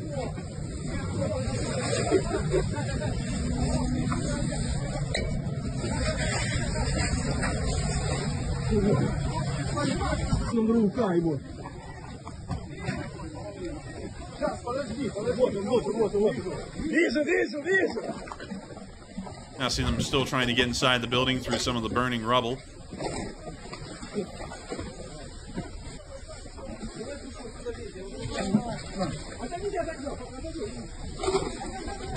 Now I see them trying to move some of the crap out of the way that's fallen on the floor.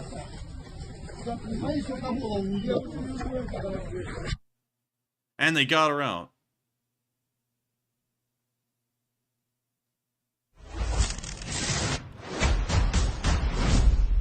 Luckily, they were able to save this person from an otherwise unfortunate fate, burning to death in a fire after a missile or an artillery shell hit their building. And it's terrible to think that the Russians are attacking areas like Kramatorsk and Slavyansk, areas filled with citizens, with artillery, and most likely in an attempt to directly attack them.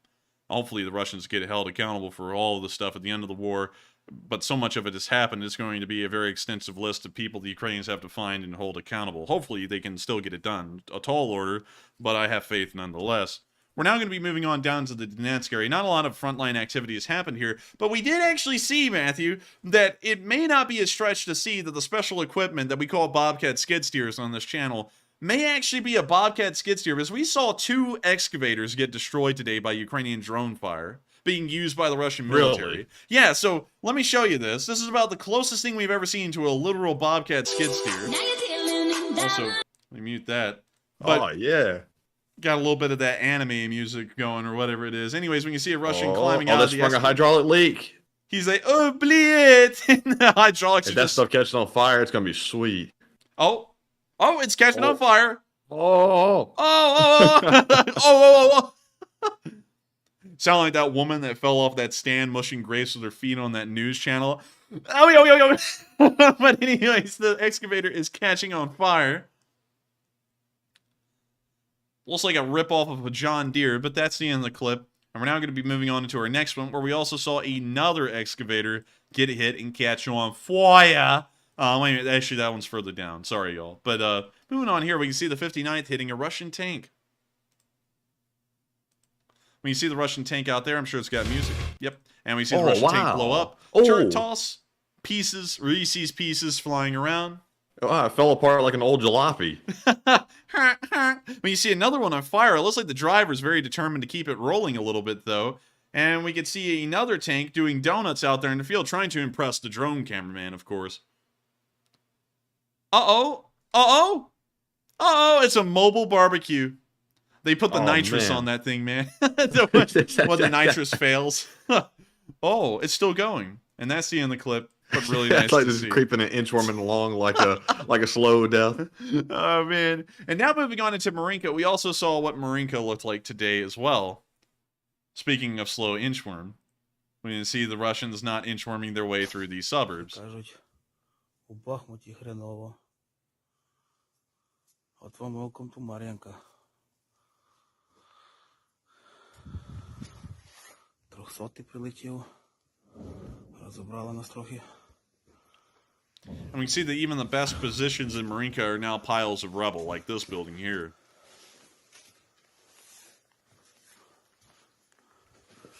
Це не стосується. You see a Ukrainian soldier just on his phone. Why in the world does it look like he's in the doctor's office waiting for his appointment? Like he's just sitting on the wall. He's like, I'm just waiting. Що там вода тут криєш? I felt like that. It's kind of scary. Там п'ятиэтажне здання. See him looking around the building, showing us the position a little bit more. Робота 300-го комплексу. Entire building's been destroyed.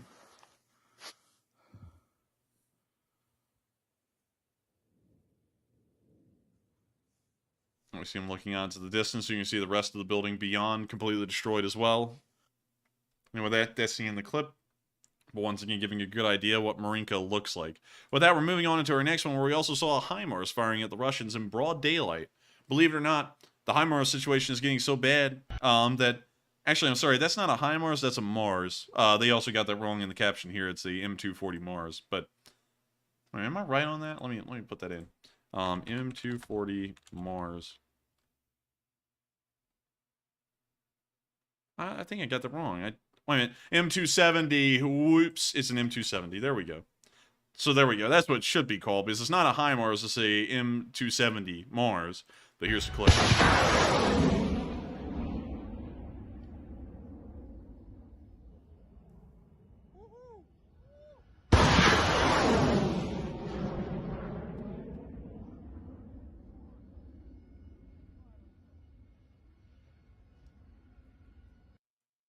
And so that's the end of the clip. Very nice to see this Mars in operation.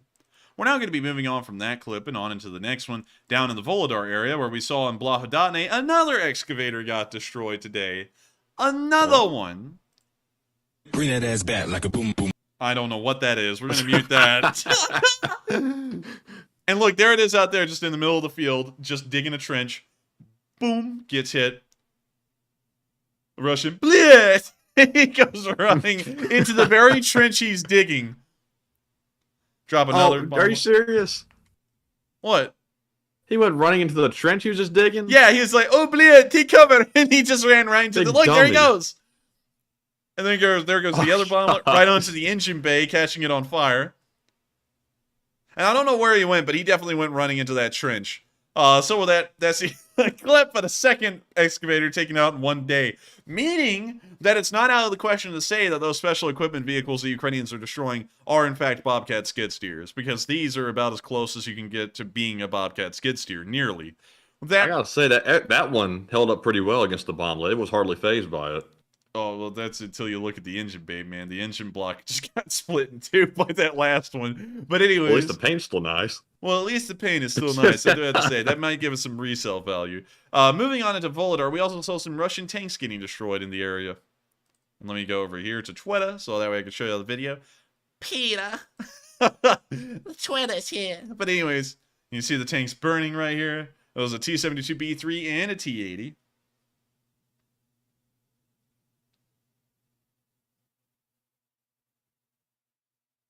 Oh, look at that. Toasty, roasting, whatever you want to call it, it's doing it.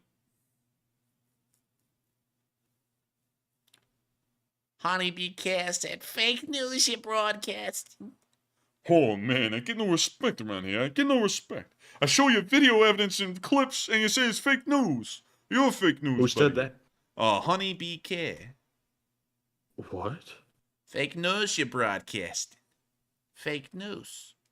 So, that's the clip. It repeats again, but the tanks are burning.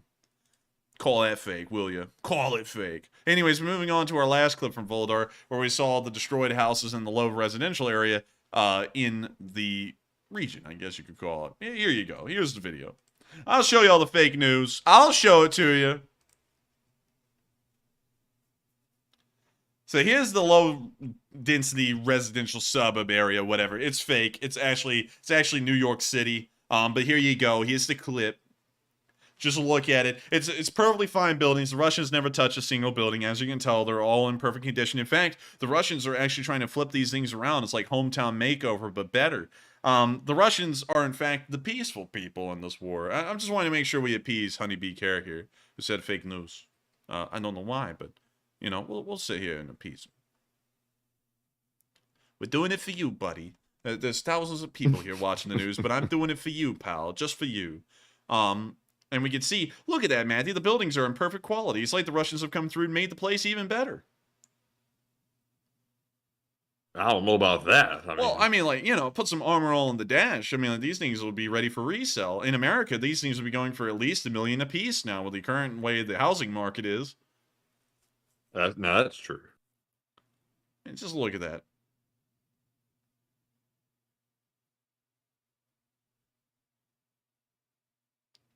I just gotta say, it's so nice. Look at it. They done such a good job. I want to make sure we're broadcasting the right kind of news for Honeybee Care. Because for some reason he's caring for honeybees out there, and that makes him concerned about the delivery of war news. I don't know how in the world those two things work out, but hey, we're here to please. Am I right? Now, see, that dude was roasting me the other night, but I let it go because I don't really care. But now he's roasting the enforcer too. So what is his deal exactly? What is his deal? What is his deal? Apparently, that smoker, he must be bee-like at some point, because when he goes out there to take care of those bees and he gives them the smoker, he's also getting smoked, if you know what I mean. But we can see here the destroyed buildings. Absolutely terrible. I've never seen destruction like this before. And of course, this is expected. The Ukrainians have been fighting over this area heavily, and this is the most heavily fought over area in Volodar that we've seen. Of course, the Russians still haven't made any advances onto Volodar. If we move down there, you can see that. So let me move down there. As you can see, once again, no real advances by the Russians. And so with that, we're now moving on out of the Volodar area and on into Melitopol, because we saw a car explode here, but we don't know whose it was or why it exploded. And so there's the car. Of course, though, I got to make sure we appease Honeybee Care, everyone. It didn't blow up. In fact, it was just a small oil problem. I'm sure they brought it to O'Reilly's and got it fixed immediately. And so with that, we're going to be moving on from this clip. And believe it or not, that's actually the end of our news today, which is actually 20 minutes over time, because I always try and make sure that we round out the news an hour and 40 minutes in. It's going on nearly over 2 hours now. So let me go get the speech from President Volodymyr Zelenskyy. And without further ado... Look at the time. Would you look at the time? Speech. It's speech time. Здоров'я, шановні українці, доволі емоційний сьогодні день. Мав честь вручити державні нагороди нашим воїнам, рідним наших воїнів на честь Дня українського добровольця. Мамі Герою України Олександра Мацієвського, батьку і дружині Герою України Тараса Бубанича, чоловікам і жінкам, які боронять нашу державу, ставши на її захист за покликом чистого українського серця. Сьогоднішніми указами відзначив 363 українських добровольця, 47 з них посмертно. Сотні тисяч наших людей після 24 лютого і ще й з 2014 року стали українськими добровольцями та захищають Україну від російської агресії. Мільйони допомагають, шукають все необхідне для оборони, лікують, реабілітують після поранень, рятують після російських ударів, працюють заради України і українців. Міцність наших сил оборони і безпеки у міцності нашого народу.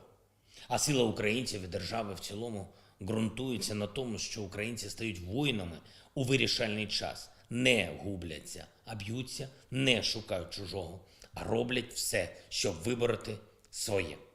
Ми переможемо в цій війні, робимо все для цього, підтримуємо одне одного, посилюємо державу, об'єднуємо світ заради нашої перемоги, яка складається насправді із дій усіх, хто бореться за Україну, хто воює за нашу державу і за своїх побратимів, хто робить все, щоб не віддати ворогу ані нашу землю, ані українську славу.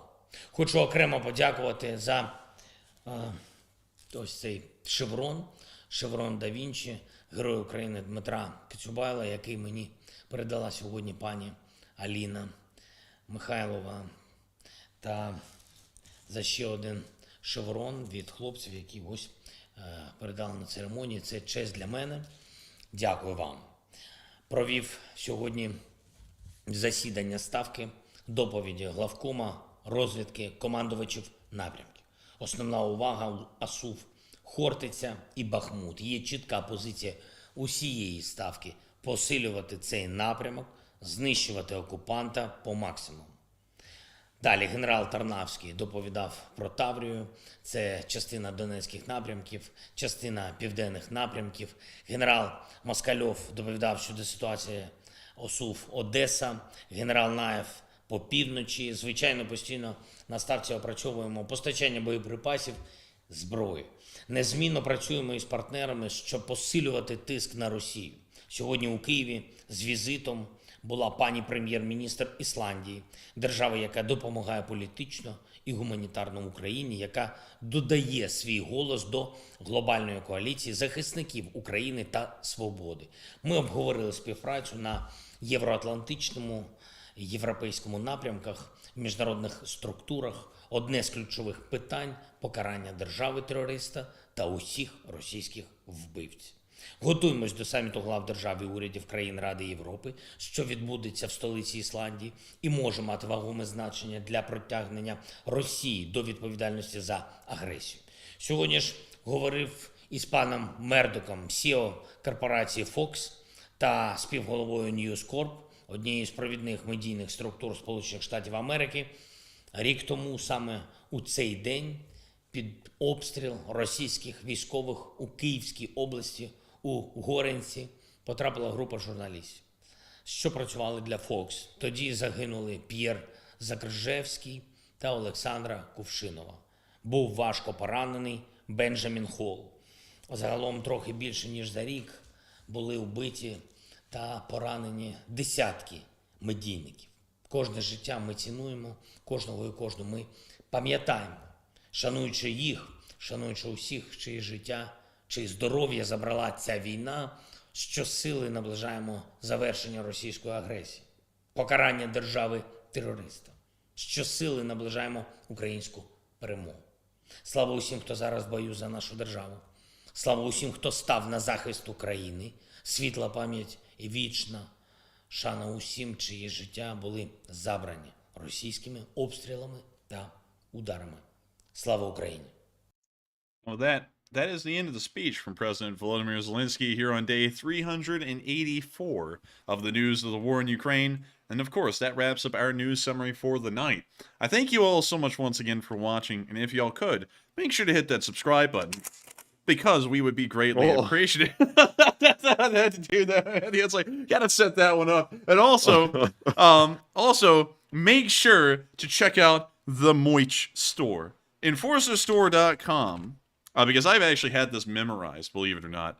The Enforcerstore.com. Make sure to check out the merch store. Get yourself some Amerifatti merch, the mug, and also maybe a hat. The hats are pretty nice, I've got to admit. So make sure to get some. It supports this channel. Of course, everyone's been looking forward to the Amerifatti. Everyone thought that was the funniest thing. And I can't believe that Russian bot put out something that we could definitely run with. I thought it was great. And so we put it on. Enforcerstore.com. Your place for Amerifatti merch. Wait, hang on. All right, now that you've done that, I know someone's probably out there saying, do it in a Sam Elliott. Do it in a Sam. So let me do it here. Have you ever wanted to get yourself some merchandise that let people know that you are in fact an American and slightly oversized? Well, then you need to come to the Enforcerstore.com.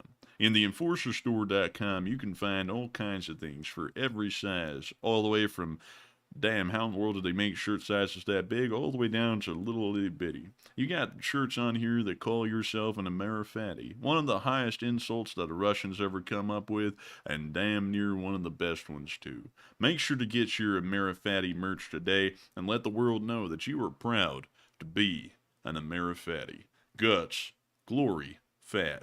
And so with that, make sure to get yourself some Amerifatti merch. It stops busting. The design's great. I love the baseball cap. Honestly, that's my favorite one. But the mug also looks pretty sick too. I like them all. So with that, make sure to get some of the Enforcerstore.com. It helps to support this channel, and also y'all get something really cool out of it to remember such a funny moment in this channel's history. And so with that, we're now going to be moving on into our polls, and then all of the super chats that have been sent in tonight first, and then all of the live chats afterwards. Of course, I want to make sure to let y'all know, you do not have to pay to have a question answered on this channel. We don't really say that a lot anymore because we feel like everyone should know, but once again, there's a lot of new viewers coming through that have never heard that spiel, and it's been a while before I've ever said it. You do not have to pay in a super chat to have a question answered. We do get to those first because those super chats are the only way we keep this channel running. So we want to thank them by making sure to get to theirs, thank them for supporting us, and then also answer any questions that they have. So that does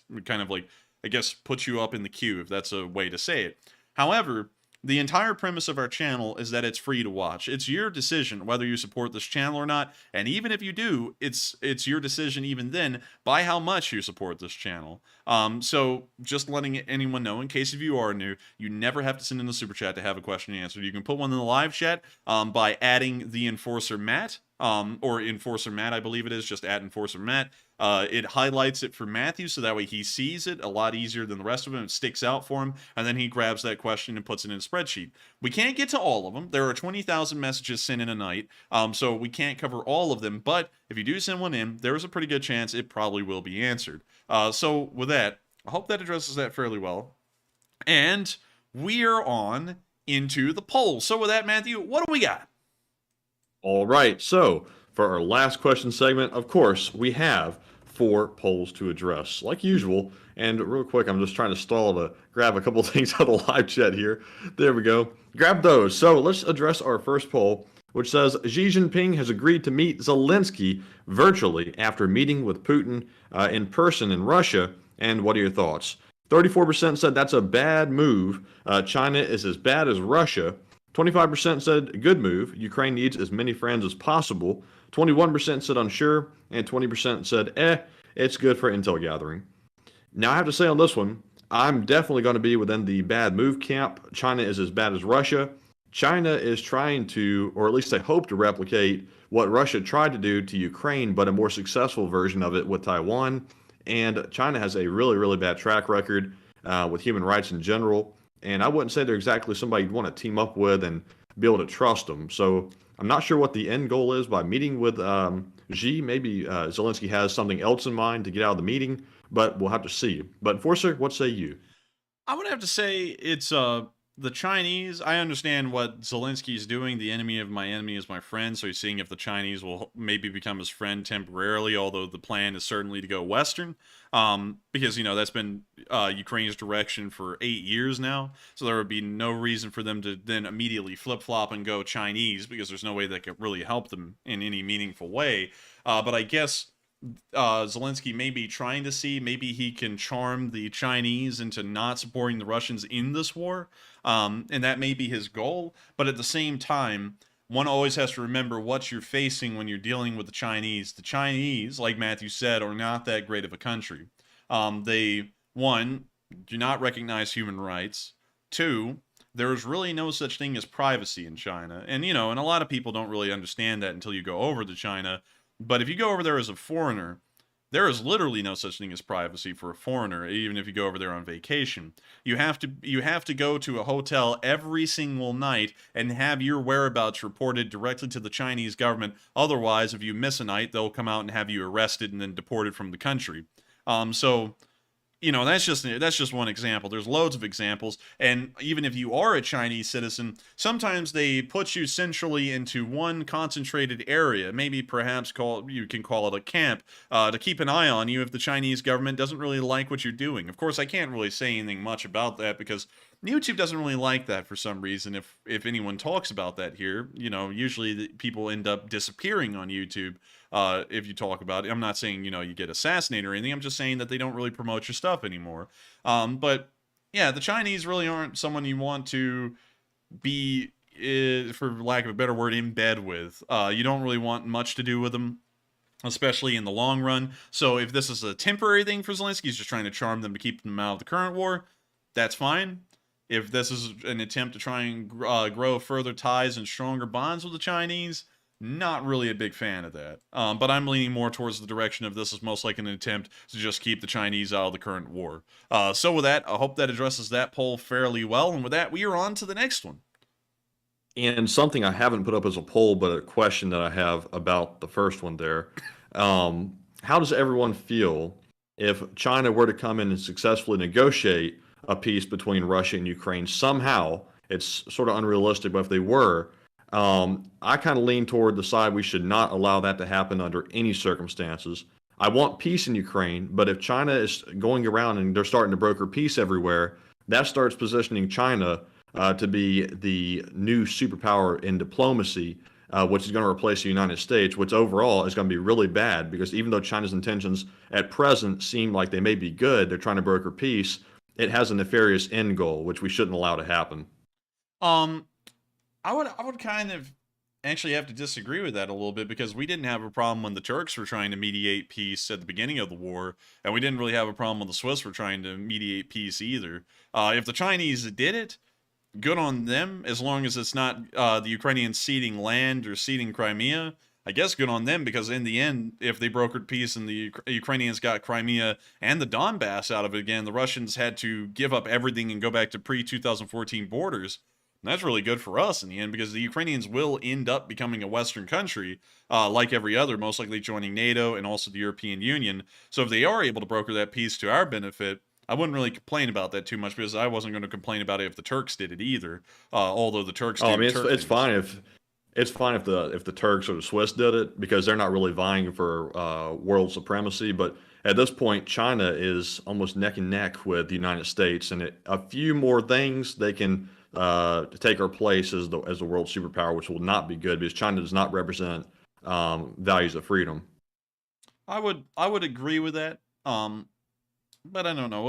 I guess we'll just have to wait and see what the Chinese want to do. One thing's for certain, though, if the Chinese did broker peace in between the Russians and the Ukrainians, it would most likely, because you have to look at the borders here and what's going to be to China's advantage or not. China's advantage would be to weaken the Russians through a brokered peace. It wouldn't be to weaken the Ukrainians because in the end, the Ukrainians are geographically isolated from China. There's really no way the Chinese could start to align the Ukrainians to them. So they will still end up going to the west because they border the European Union and NATO. That would be far more advantageous for them. And also, one more thing to counter. Like you said, the Turks aren't trying to grow a sphere. Are they trying to grow a sphere? Because if you look at Turkish diplomacy over the past maybe 8 years, they are trying to grow their own little sphere here around themselves, with themselves in the center. Because notice how they were trying to broker a peace with Ukraine, then Ukraine has to use the Black Sea and the Bosphorus Strait to trade with anyone in the world. And also notice how heavily invested the Turks are in providing weapons to the Ukrainians. I think Turkey is going to be limited to a regional power. I don't think they'll ever reach the status of world power. Well, that's true. I'll definitely agree with that. But do we want the Turks to start growing power to where they could also start to demand things in the Middle East?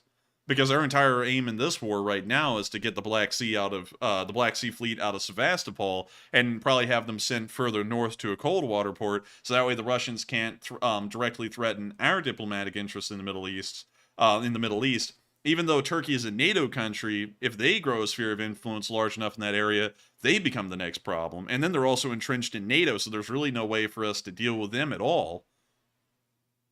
I mean, that could be true. I just think overall, those smaller problems we can handle over time. But if the problem is so large as the problem China is presenting, if they were to get world domination over the diplomacy scene, the economic scene, and just everything in general, that would be a problem that we might not be able to solve. And that might be the slow downfall of the United States. Perhaps, maybe. And I guess you and me will we'll have to disagree on this one and just wait and see what happens. It'll probably be maybe years down the road, but I guess we'll see. So with that, I hope we addressed that one fairly well. Very interesting points made by Matthew. I got to say, I'm kind of on the fence here. I still think what I'm thinking, but Matthew does make some really good points. So let us know in the live chat what y'all think about it. So with that, we are on to the next poll. All right, and our next poll says, Russia is allegedly clearing forest around Moscow for air defense systems, and what are your thoughts? And if y'all peeped the Twitter, y'all saw the photos. They are literally clearing out forest around Moscow, which is kind of crazy. Yes. 40% said Russia is preparing for war with NATO. 40% also said it's just Russian propaganda. 10% said Ukraine is preparing to attack Moscow, and 10% said unsure. So an oddly symmetrical looking poll here, one of the first I've seen like that. I would say that Russia is preparing for a war with NATO, and that's kind of like the extreme option to go with. But I think they are going ahead and taking precautions to make sure that they're ready in case the war goes a little bit larger than it is right now, just out of Ukraine. But Enforcer, what say you? I think if the Russians are clear-cutting the forests outside Moscow, and there's a lot of it. I mean, like, look at that. That's a lot of forest. I mean, if they're clear-cutting this stuff, it may be because they're thinking that Moscow may become the next target of Ukrainian drone attacks. I don't think it means that the war will expand beyond further. Like the Crimean fortifications, those certainly show that they're planning on the war going further. This may just be to ensure that they don't look like idiots if the Ukrainians launch drone attacks at Moscow and they can't shoot any of them down, and then they end up hitting their targets, like they have pretty much elsewhere. So that may be what they're going for there, but it may also be showing that they're planning on this war going elsewhere. Not really sure, but still, it's a very interesting sign of the way the Russians are thinking and how bad things are really going for them in the inner circle of the government, where they actually get the real information of what's going on and how badly things are unfolding for them. So with that, I hope that addresses... And also, I saw some folks saying they might be doing that to prepare for maybe if an internal power like Wagner decided to turn on the Russian government, and they go ahead and have their defenses in place as well, which that might be a possibility maybe in the future too. Maybe. But the Wagner is decreasing in size. They're only at like 7,000 strength. Their peak was 45,000. So they're certainly a power that is already on their way out just in terms of numbers. True. And also they'll probably be mostly finished off in Bakhmut. Mostly, yeah, I'll definitely agree with that. They're probably going to be gone after Bakhmut. There'll probably be like a few hundred guys and nutsack, and that'll be it. They'll just be done with. So with that, I hope we addressed that fairly well. And with that, we are on to the next one. And the next poll says the Russian ambassador says that Russia does not want confrontation with the U.S. And what are your thoughts? 52% said... Do what? Go ahead. I'll say so. 52% said it's true. Russia knows that they would lose in that war. 36% said that's a lie. It's just more of the same from Russia. 4% said unsure, and 8% said, maybe they don't. And on this one, I am going to say unsure because I really can't make heads or tails of what Russia's trying to do at this point. They keep making provocations, but at the same time, they don't go too far as to start World War III. Maybe that's something that Putin is holding in the cards to try to get some leverage. But who knows? I can't really make sense out of the Russian logic at this point, if there is any. But Enforcer, what say you? I would say that is the most hilarious thing ever because, they go around the world and they sit inside of Russia going, "It's my street to Berlin, na Washington, sa Washington," all that stuff. And then once a drone gets taken down by a collision with one of their own aircraft, they go, "Please don't kill us, we mean no trouble. Please don't hurt us." I think that shows really that the Russians are in the right mindset because while they say all this delusional, stupid stuff 24/7, when it actually starts getting close to even an escalatory situation with the U.S., they go, "Don't do anything. Don't be rash. Let's think this out reasonably. Don't hurt us, please." And honestly, I think that sign of weakness right there shows, considering that what they did in the scheme of things was actually kind of minor because it was an unmanned, unarmed aircraft that they took down. That, while it was $30 million, it's not going to be that big for us to lose.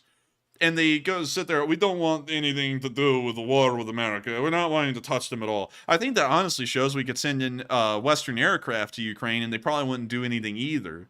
And everything they keep on saying and threatening is nothing more than hot air to make us second guess and think about things. But in reality, that's their real stance. If anything actually started to get heated directly against America, they would back down immediately.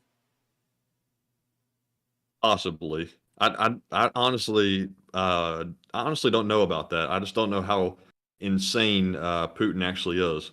Well, apparently he wasn't insane enough to take down that drone and then say, "We meant it too." He had the guy go out and say, "Quickly apologize to him," and he went, "We're so sorry, America. We do not want the war, bleed."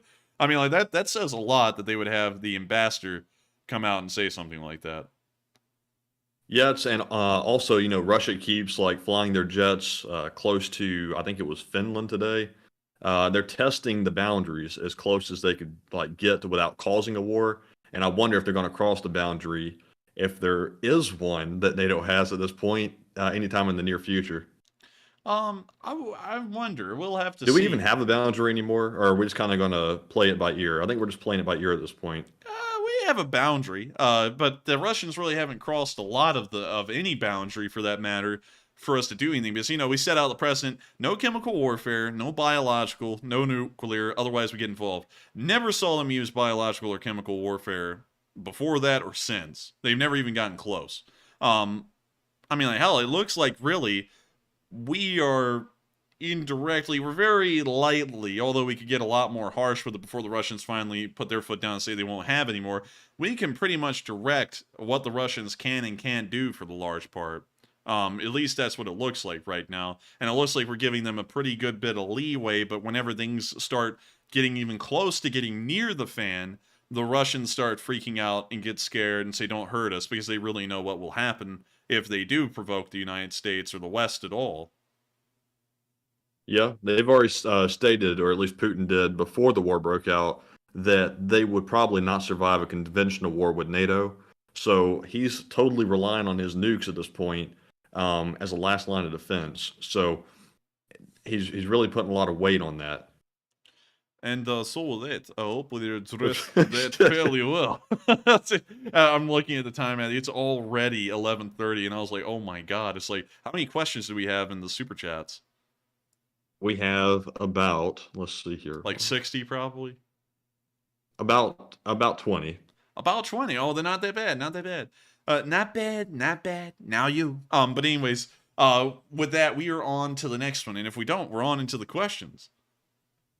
All right. So we are on to our next poll, actually. Next poll. We have another one. Yeah. I almost forgot about it. The fourth poll says, the Pentagon says if nuclear weapons are launched by North Korea, that they will end the regime. And what are your thoughts? 84% said that's appropriate. North Korea is out of hand. 6% said unsure. 8% said, that's slightly extreme from the U.S. And 2% said that's inappropriate and too extreme.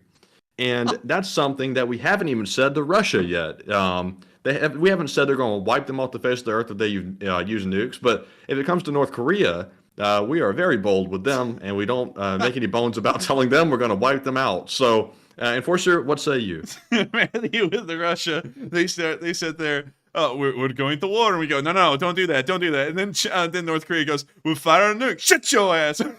We sit there and treat it like that. Oh my god, that's funny. And from what I know, I think the military exercise is going on right now, isn't it? Yes, and it's going to be going on all week. And it's going swimmingly, isn't it? Yeah, I think North Korea's launched a few cruise missiles or ballistic missiles of some sort, but they haven't obviously carried a nuclear warhead on it yet. North Korea said, we're going to do it. And he said, shut up, Sam. And they went, oh. They're doing like small stuff, just to save face. But I really don't know, because, the week isn't over. I don't think they are going to fire a nuclear weapon, because it sounds like we're dead set on having this military exercise like we normally do. And if they do anything this year, that might be it. Because the wordage we're using is incredibly strong compared to most years. They're going to have fire and fury like the world's never seen before. We'll wipe North Korea off the face of the earth. We're gonna blow up a little rocket man. Yeah, we're gonna blow him up. But yeah, that was I think that is the strongest the wordage ever got, was that moment. Rocket man, we're gonna blow him up. And now U.S. Overseas Command is mirroring that same language that was not appropriate at the time, according to critics. Man, they're sitting there, they're flipping through the manual. What do we say to them when they say this stuff? Oh yeah, kiss my ass. And then the North Koreans like, what? It's like, wait a minute, that's not supposed to happen. I gotta say though, and when Kim starts sweating, man, he sweats. man, that guy sweats like gosh, man. Have you ever seen him sweat that badly? The guy looks like he's a waterfall or something. But oh, I want to say something, but I can't say it. YouTube's not going to like it. Yeah, no, YouTube probably won't like it. YouTube's we would say it a lot, but YouTube's really touchy with some of the things we say, although we don't get political. But we don't get political. We don't get political up in. But anyways, I would say, yeah, I think it's good. I'll be honest. It's good to show a sign of strength to the little nuts, because it seems as though the North Koreans have like the little dog syndrome, like where they're ultra violent. Like, I don't know how to explain it, but it's good to know that we will sit there and just tell them to shut up and sit down. Because honestly, they deserve it at this point. They make a huge show about anything. Like, we could be like, hey, we're going to be having the USS Ronald Reagan, dock in Yokohama. Oh, we're going to launch a nuke. Like, they do that on everything now. Like, and honestly, I think that's worth it to just sit there and tell them to shut up and sit down, and I'm sure they will, because, they're scared as hell. But anyways, with that, I hope we addressed that fairly well, and we are on into the questions. All right, and up first from our super chats, we are up with Andre Mogasan's super chat. He puts in a $50 donation, and thank you very much for that, Andre. He says, have you checked out Haramsky's YouTube vids from Bakhmut, especially the 36-minute one with the 93rd is great, and they do awesome reporting. And I thank you for the support. Matthew, actually, I'm going to have you hold that one real quick, because I saw a comment from the live chat that I just have to respond to. This one is kind of funny. Someone, I will not name them, said, unfortunately, North Korea can turn South Korea into a car park in 5 minutes using conventional weapons. What? No. The U.S. is over there. They don't even have electricity in North Korea. How in the world are they supposed to do anything to South Korea? There's nothing, there is really nothing that the North Koreans could do that would be devastating to South Korea. Yes, Seoul is close to the North Korean border. I mean, some of Seoul actually gets almost right on the North Korean border. But at the same time, just, I will assure you this, there is a plan in place by both the U.S. military and the South Korean military to immediately push the North Koreans back, probably somewhere in this area, and make sure that they're out of artillery range for Seoul. I can promise you that. The North Koreans have a military of 1.2 million guys, and they have no equipment to give these people. Most of them are probably fighting with shovels or something like that, so I'm sure it'll be pretty easy to just blow them away. I mean, that's the exact same talk we heard about the Russians before the Ukraine war, and it's a year and a month later, and look at what they were able to do. They've emptied out the car parking decks and parking lots by giving out white Ladas until there were none left. No, the North Koreans do not stand a chance compared to anyone. The only thing they've got going for them, like Russia, is nuclear weapons, and that's it. And they've got a very small amount of them. So with that, I hope I addressed that. Also, do we really think that, in actuality, that Kim's actually going to fire off missiles? That guy likes his power. His country is in really bad shape, but he's not. He's living in absolute luxury, and he doesn't want to just basically jump off a bridge. He wants to keep living in that luxury. Let me tell you, Rocket Man, he's got nothing on us. It's absolutely terrible. He's living in poverty. He's fat. His people are skinny. He's not a good guy. He's not a nice guy. Not a nice guy. People have been saying he's a really mean guy, and I've got to agree. Not a nice guy. Not a nice guy at all. And why does it sound like my voice is rattling? I don't know why. Do you hear that? Not really. Huh, that's weird, because when I was doing that voice, it sounds like something in my throat is rattling, like a Hot Wheels that has a part falling around inside of it. But anyways, Hot Wheel. But anyway, I had to do that one again. That one actually didn't sound that bad. Anyways, we are on to that question again. Can we reread that question? Yes. Let's see. Have you checked out Hromadski's YouTube vids from Bakhmut? Especially the 36-minute one with the 93rd is great, and they do awesome reporting. I have not. I haven't checked out those specifically. We just try and gather Frontline news wherever. We don't really pick preferred channels or anything, but I will check those out after the stream and see them, because I'm sure they're very interesting. And so with that, thank you so much once again for support and helping the channel to keep on running. And Dolphin Hortler said he did hear the rattling. Maybe, I don't know, maybe Trista said, oh my god, you need to see a doctor. But you are a doctor. But you are a doctor, Trista. But with that, he said, "No, I'm not touching that." He said, no, man. And then, okay, let me say, I said, uh-oh, Andrew has a loose part. Yeah, maybe. Let's see. Philip Fisher said, your 45 has gotten very gravelly. I did that after watching an SNL thing. I would show it to y'all, but we'll get copyright striked in 5 minutes. But I watched this guy do an impersonation, and it was so good. And it was a lot more gravelly than mine. And I was like, I got to start making mine a little more gravelly. So that's why it's a little off compared to my normal one. But anyways, yeah, let me get a Ricola. I actually just saw Trista say, Ricola! So I'll get that. And so with that, we are on to the next one. But thank you so much once again for the support, and I hope I addressed that fairly well. All right, and our next question, a super chat, goes to Richard Rohde, who has a $35 donation he's putting in there. And thank you very much, Richard, for the support. He says Russia said the MQ-9 didn't have its transponder on, so it was a target. When Russia flies Tu-22s near Alaska, do they have their transponders on? And if not, should we splash it? And, real quick, Enforcer, before you respond to that, I saw the Russian Ministry of Defense tweet that junk out, that it didn't have its transponder on, so that's why they came over and basically messed with it.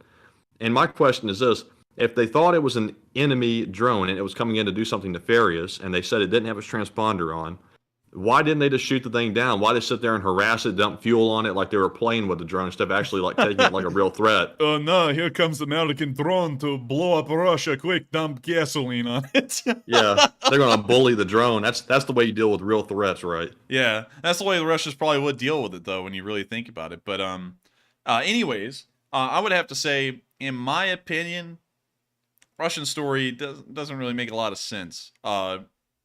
Not really a big fan of it. Not really a big fan of their story. I think the American one from the Department of Defense is probably a lot more accurate. Probably not completely accurate, but a lot more accurate than the Russian one. And I would have to honestly say that is no excuse because a transponder is off on an aircraft to shoot it down, especially when it's in international airspace or international waters, more like. That's a reason to scramble, to intercept it and turn it around before it enters your airspace. But that's no reason to go and have something shot down. So with that, I hope that does address that question fairly well. And with that, we are on to the next one. Thank you once again for the support and helping this channel to keep on running. Yes, indeed. And up next, we have a $20 super chat from Mike D, who says, what are some things that the U.S. can do in retaliation to the destruction of a $30 million drone? We cannot let this slide. A message must be sent. And I thank you so much for the support. The first thing we could do is nuke the Russians.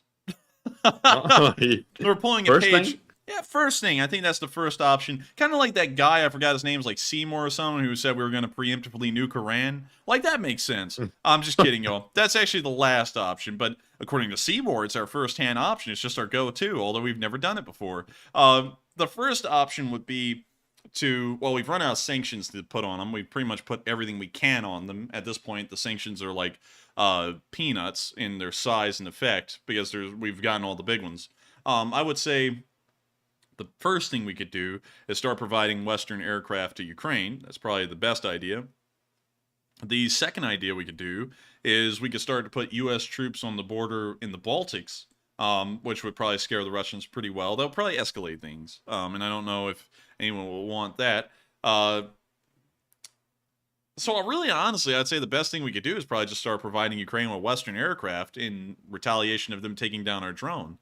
So, and also give them some drones too, like those Reapers, so that way we can go, well, now they're going to do the surveillance, and then we still do our surveillance anyways.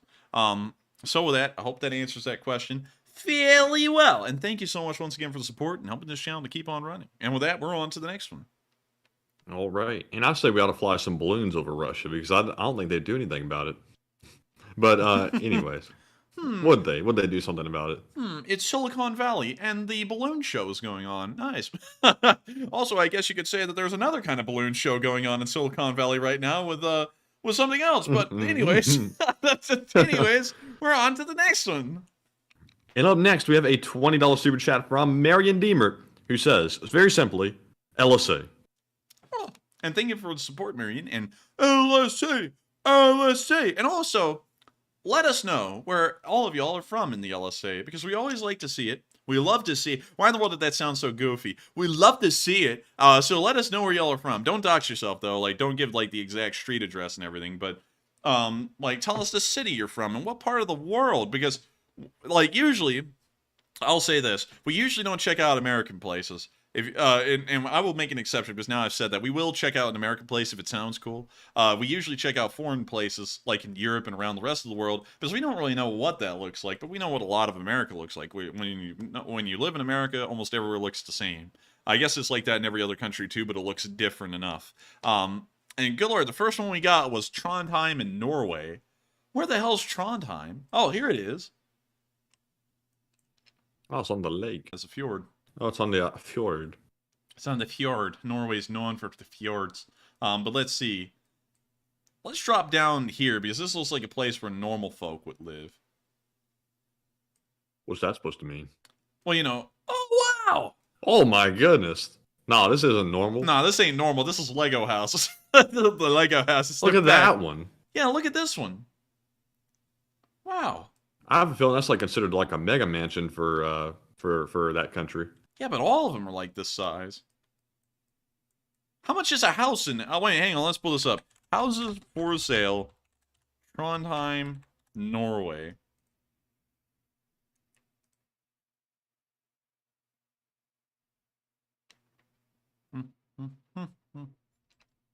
Oh, it's not working. Okay, okay. We're going to go to... had a little crash. We're going to go check... It's having a little crash! But anyways, let's see. Wow. 1.82 million for this? What does it look like? 3-bedroom, 2-bath.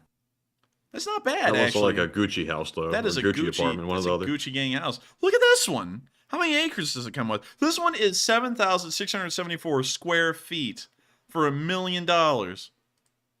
What's it look like on the inside, though?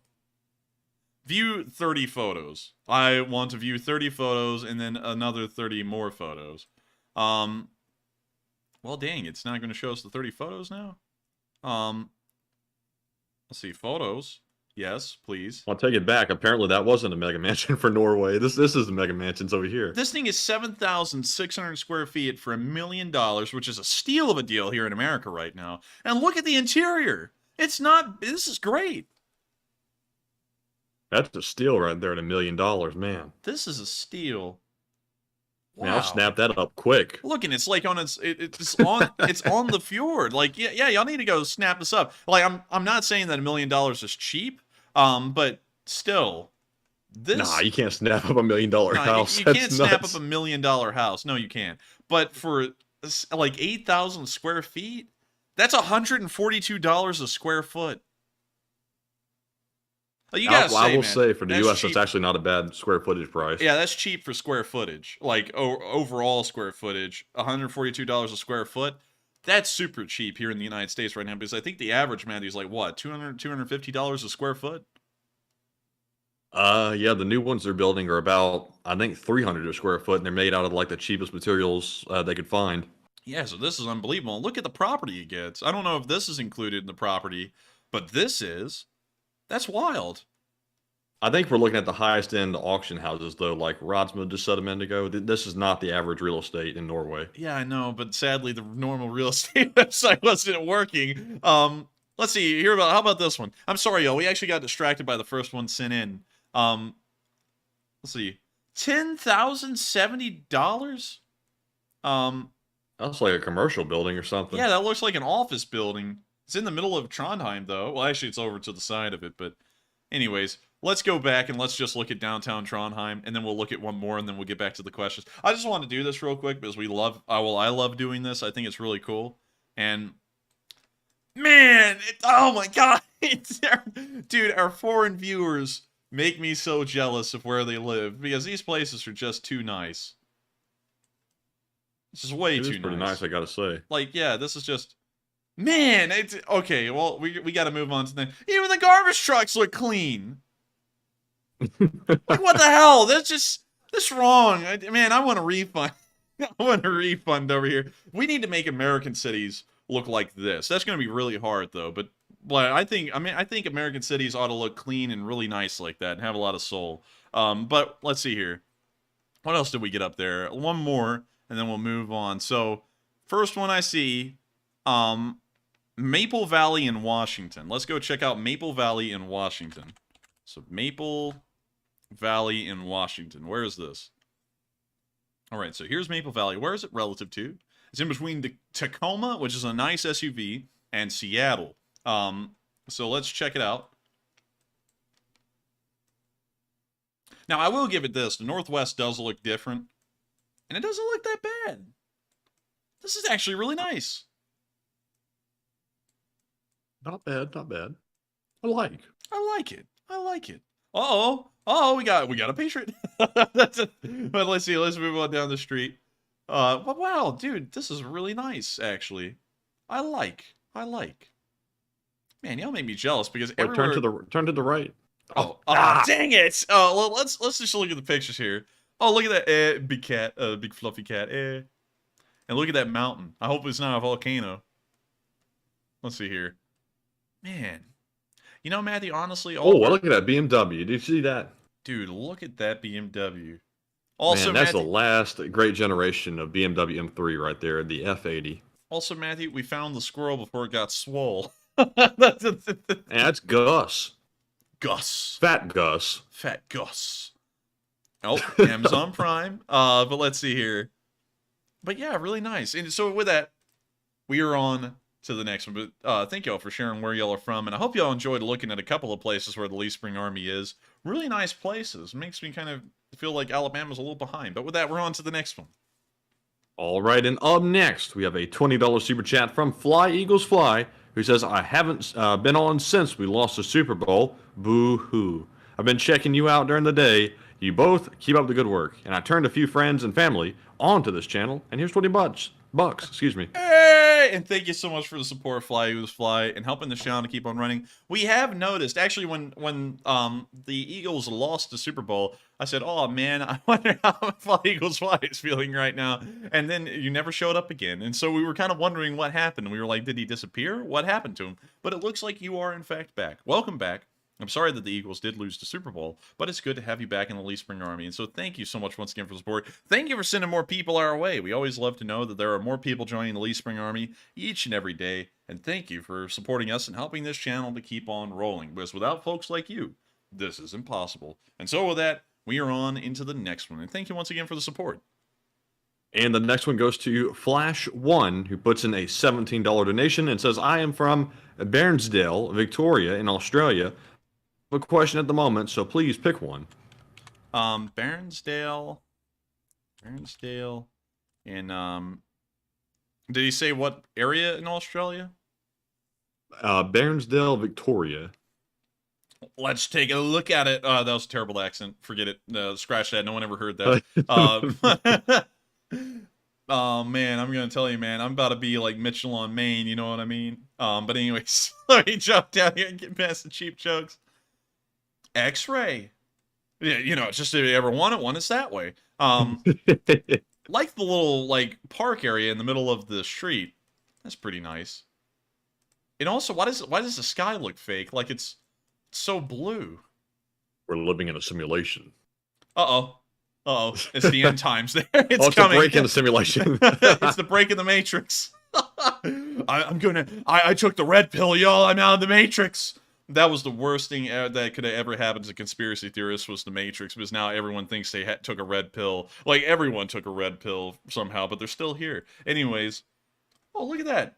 A grassy lot in the middle of town. I wonder how much that costs, though, like, at this point. But still a nice place. I like it. And also, KFC. And boy, howdy. KFC. Does that look like a nice... $4.95 fill-up. In Australian dollars, that's got to be like $3 US. Man, I want some of those wicked wings. Never heard of it. Man, that'd be wicked. It'd be practicing witchcraft up in here. But let's see what we got at KFC Barnsdale. Oh, it's only got a 3.6 star. What are the bad reviews? I'm not a big fan of any of the fast food franchises. Then why did you go to one? Which is why my review may be a bit biased. However, the chicken is bland as usual. But bland as usual. I thought he wasn't a big fan. And what? This guy's... We're moving on. What about the 12 herbs and spices, though? Yeah, what the hell? What is he, a KFC hater? I mean, the Colonel cooked it himself. Yeah, I had this a couple of days ago, and the food was really oily and greasy. It's KFC. What do you expect? It also gave me a stomachache later that evening. Maybe because the Wicket wings were still a bit pink. Wait a minute, Jack Black wrote this review? Like, the Jack Black? What? But on a serious note, though, did you know that the Colonel used to sling lead back in the day? Oh, hell yeah. Like, yeah, I mean, like, dude, like, Colonel was a savage. Dude, Colonel Sanders did everything before he opened up his fast food chain. I mean, hell, he worked on a railroad as a fireman. He ran a gas station. I mean, and I think you're talking about slinging lead when he killed that guy, aren't you? Yeah, that's what I'm talking Yeah. about. Man, he went out and gunned that guy down. Like he wasn't playing no games. And I wouldn't. Don't mess with him while he's cooking that chicken. Man, Colonel Sanders, he'd be all nice and charming and stuff until you dog on his chicken, and then he just comes out there with a revolver and gets you. He's like, well, we can't have you dissing on my chicken no more. It kills you. But anyway, man. Oh, look, this person left pictures. Sometimes good, sometimes bad. Just check your food before driving off. These 2 broken lumps counted as my 10 chicken tenders for $10. Don't know what happened to this roll, but I hope their hands were clean when they screwed it up. Hello, I actually ordered large chips for a reason. If I wanted small, I would have asked. Let's look at the pictures. Lumps. That looks normal, That's though. like normal looking, though. That's like a boneless wing. Let's go on to the next one. Okay, now that does look a little messed up. I'm not going to lie. It looks like someone literally balled that up in their hand. Okay, yeah, that thing's messed up. And look how greasy their hands are, man. Like, it's like they went, like, digging through a car, like, working on the engine. Jesus. That's normal KFC with that type of grease. I didn't know what the KFC sold fries, Those though. fries are a little bit questionable. And that's the last picture. Oh, large chips. I thought they were talking about potato chips. They call chips fries.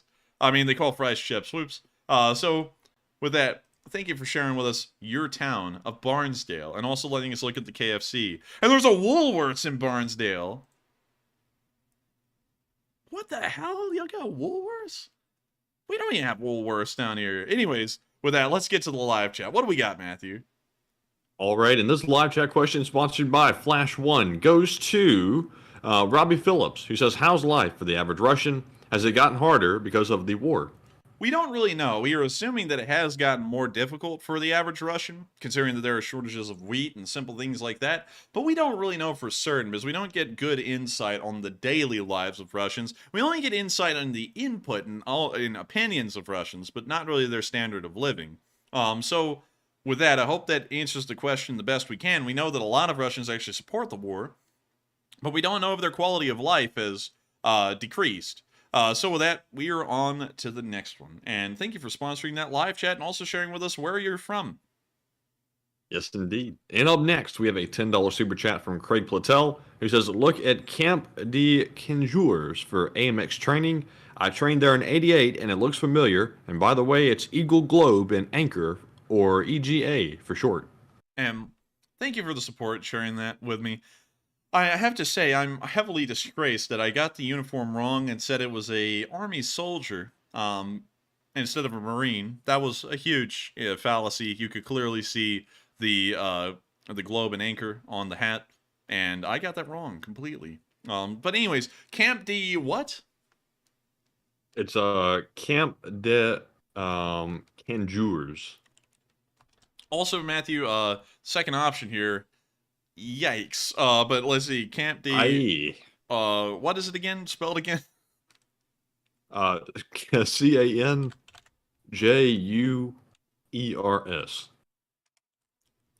Montferrat. Let's see here. Where is this? This is in... Oh, this is in southern France. This is in southern France. Let's take a look at it. I mean, yeah, that does look a lot similar. Dude, southern France is arid. It looks a tad arid. And then they got the Vabs out here with some artillery. Man, it'd be looking ashy out here. Good lord, they need to get some sprinklers on or something. I mean, like, this is... Good lord, look at that. It looks all right. And what's up with the what's up with the sign? I mean, like, dude, like someone hit like that weird font in Microsoft Word, and they got this. Yeah. But still, this does look like the camp. It looks like I was right. This is somewhere in southern France, and it may actually be this one. I mean, the grounds are extensive. You can see all the little trails that they have, and it looks like they go all the way out to here. I mean, hell. I mean, like, well, obviously it's a big base because there's really nothing else down there. No one lives in the middle of France. There's almost no one in here. They either live in Paris, Bordeaux, Nantes, and then I think Marseille and Toulouse, and that's it. And then everywhere else, there's really no one living there. So with that, Thank you for the support and sharing that with us. And really cool to know that that was in southern France. And southern France really does look that arid. And so with that, we are on to the next one. And thank you once again for the support. And trying to take Alaska said a 72-year-old man in Ohio got his arm bit off by a zebra. WTF. Trying to take Alaska, that's the most normal thing to happen in Ohio all week. Meanwhile, the train burning in the background, making the nuclear mushroom cloud black-looking thing, and this guy sitting over there, get it off me! While the zebra's eating his arm. Zebra's like, cannibal. Dude, that zebra woke up that morning and smelled the PVC pipes in the air and shows violence. That thing is going off. Oh man, my brain. Dude, there's literally a PVC pipe in the middle of that thing's brain. It's like, I'm gonna eat him. But anyways, I gotta agree with Matthew there. Ohio has been having some pretty wacky stuff happen to it lately. Ohio's just gotten a string of bad luck recently, and that's got to be the most normal thing that's happened. But just wait until you listen to the Florida Man news, because the Florida Man is always up to something. And now he's even being joined by Florida Woman. It's like Batman and Batwoman, or Batgirl, or whatever she's called. Like Florida Man and Florida Woman like tag team and doing crazy stuff daily. But it is like Indy Andy said, it's going down in Ohio, and it is. But with that, down in Ohio, I am in Ohio. But with that, we are on to the next one. Thank you for sharing that with us. Try and take Alaska. You might have to pull up the Ohio theme song to let everybody know what exactly we're talking about at some point. But anyways, up next, we have a $10 super chat from Craig Platel once again, who says, for that tank, the infantry support won't necessarily be right next to it. It can be in overwatch positions or to the flanks, following in trace, etc. Now, thank you for the support, and I would agree with you, and I would say that is probably true. But considering we saw that tank drive a mile at the end of the footage, and we never saw any infantry anywhere, if they were in Overwatch, they were so far back that they would never be effective in support. Because, you know, of course, like support, you would have to be maybe 400 or 600 yards away at the farthest. Well, 400 at the closest, probably 600 at the farthest. They were nowhere. I mean, like, that tank drove a mile. We didn't see a single guy. So it looks like they were out there on their own just with drone support, and that was their support. But still, you are correct, and I thank you so much for the support and sharing that little tidbit with us. And with that, we are on to the next one. And thank you once again for the support and helping this channel to keep on running.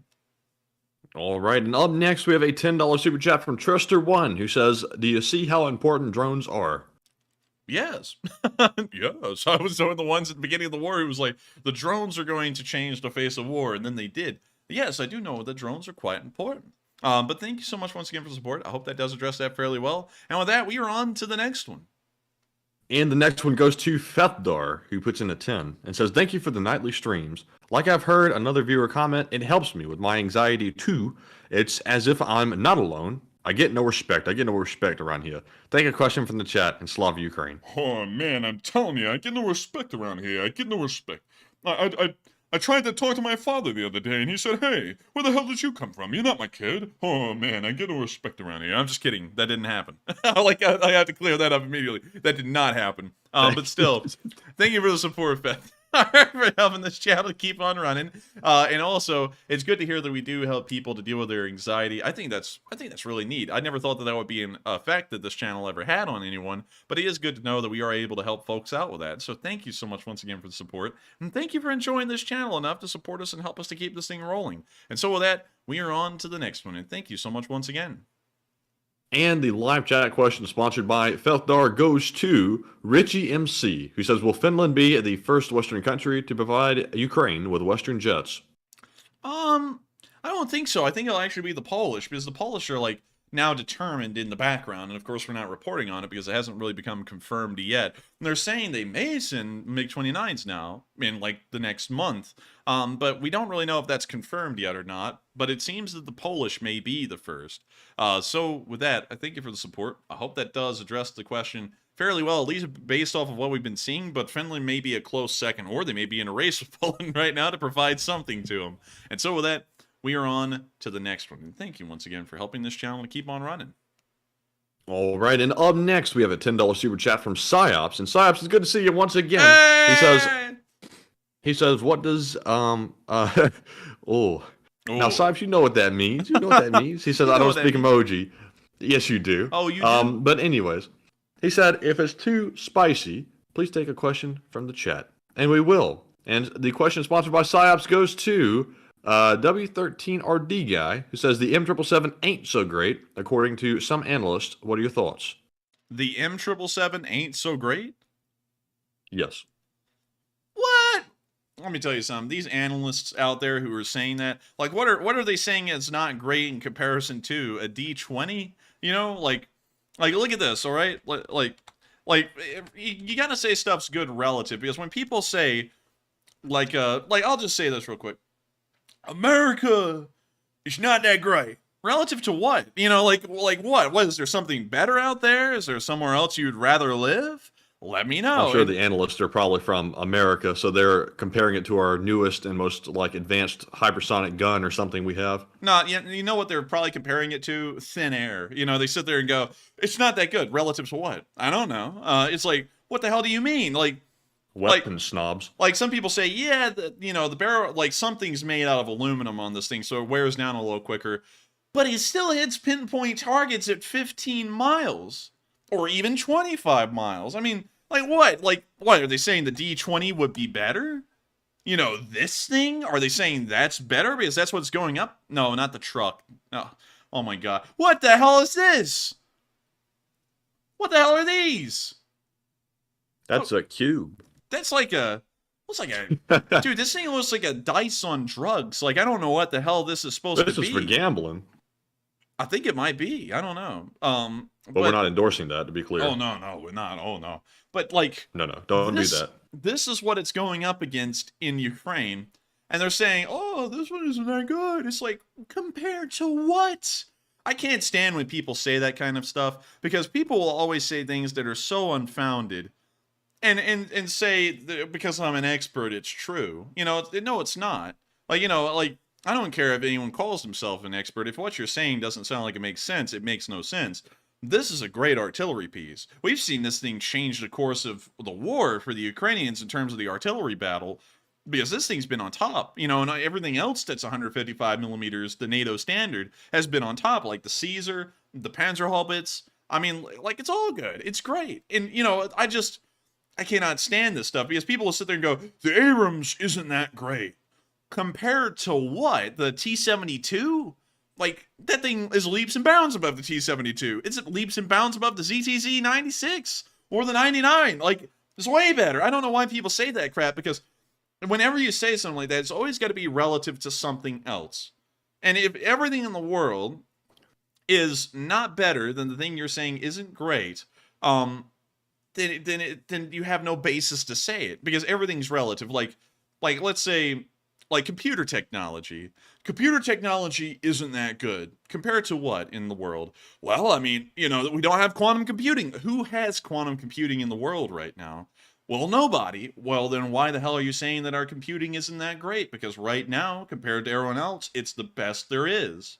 You know, like, I don't know why people make statements like that, because the M777 is good. You know, I'm not an M777 fanboy. I'm not really a fanboy for any system. But when comparing this to what the Russians have, this is way better. Way better. So with that, I hope that addresses that fairly well. I don't know who is the expert out there saying that. But I hope they change their minds and say something different, or at least base it off of what's relative in the world instead of just coming up with fantasy. But with that, I thank you so much for the support. I hope that addresses that fairly well. And with that, we're on to the next one while Matthew goes in. And also, I'm being told that the dice thing's there for D&D, Dungeons and Dragons. What's D? Oh, I was about to ask you what's D&D. Okay. What the hell's Dungeons and Dragons? Some kind of board game, I would think. Dungeons and Dragons is a fantasy tabletop role-playing game originally designed by Gary Gygax and Dave Arneson. There he is. There he is. Hey, look, we found him. This game was first published in 1974 by Tactical Studies Rules. It was been published by Wizards of the Coast. And now down here in the Southeast, that may take a different connotation. Since 1997, no. The game was derived from miniature war games with a variation of the 1971 game Chainmail serving as the initial rule system. Is this it? I think that's it.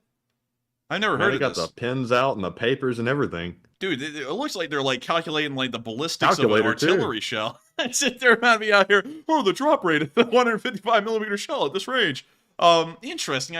I've heard some people say D&D before, but I've never really looked into it. So that's interesting to know. And thank y'all for sharing that with us. Apparently, and wait a minute, hang on. Let's look for that 20-sided die. There it is. There it is, right there. Started a riot in the chat. Everybody's very upset about this. Oh my God, they don't know D&D. Like, hey, hey. I grew up very sheltered, okay? I don't even know what the hell the celebrities are, all right? I don't know anything about celebrities. I don't know anything about this. I don't know anything about movies.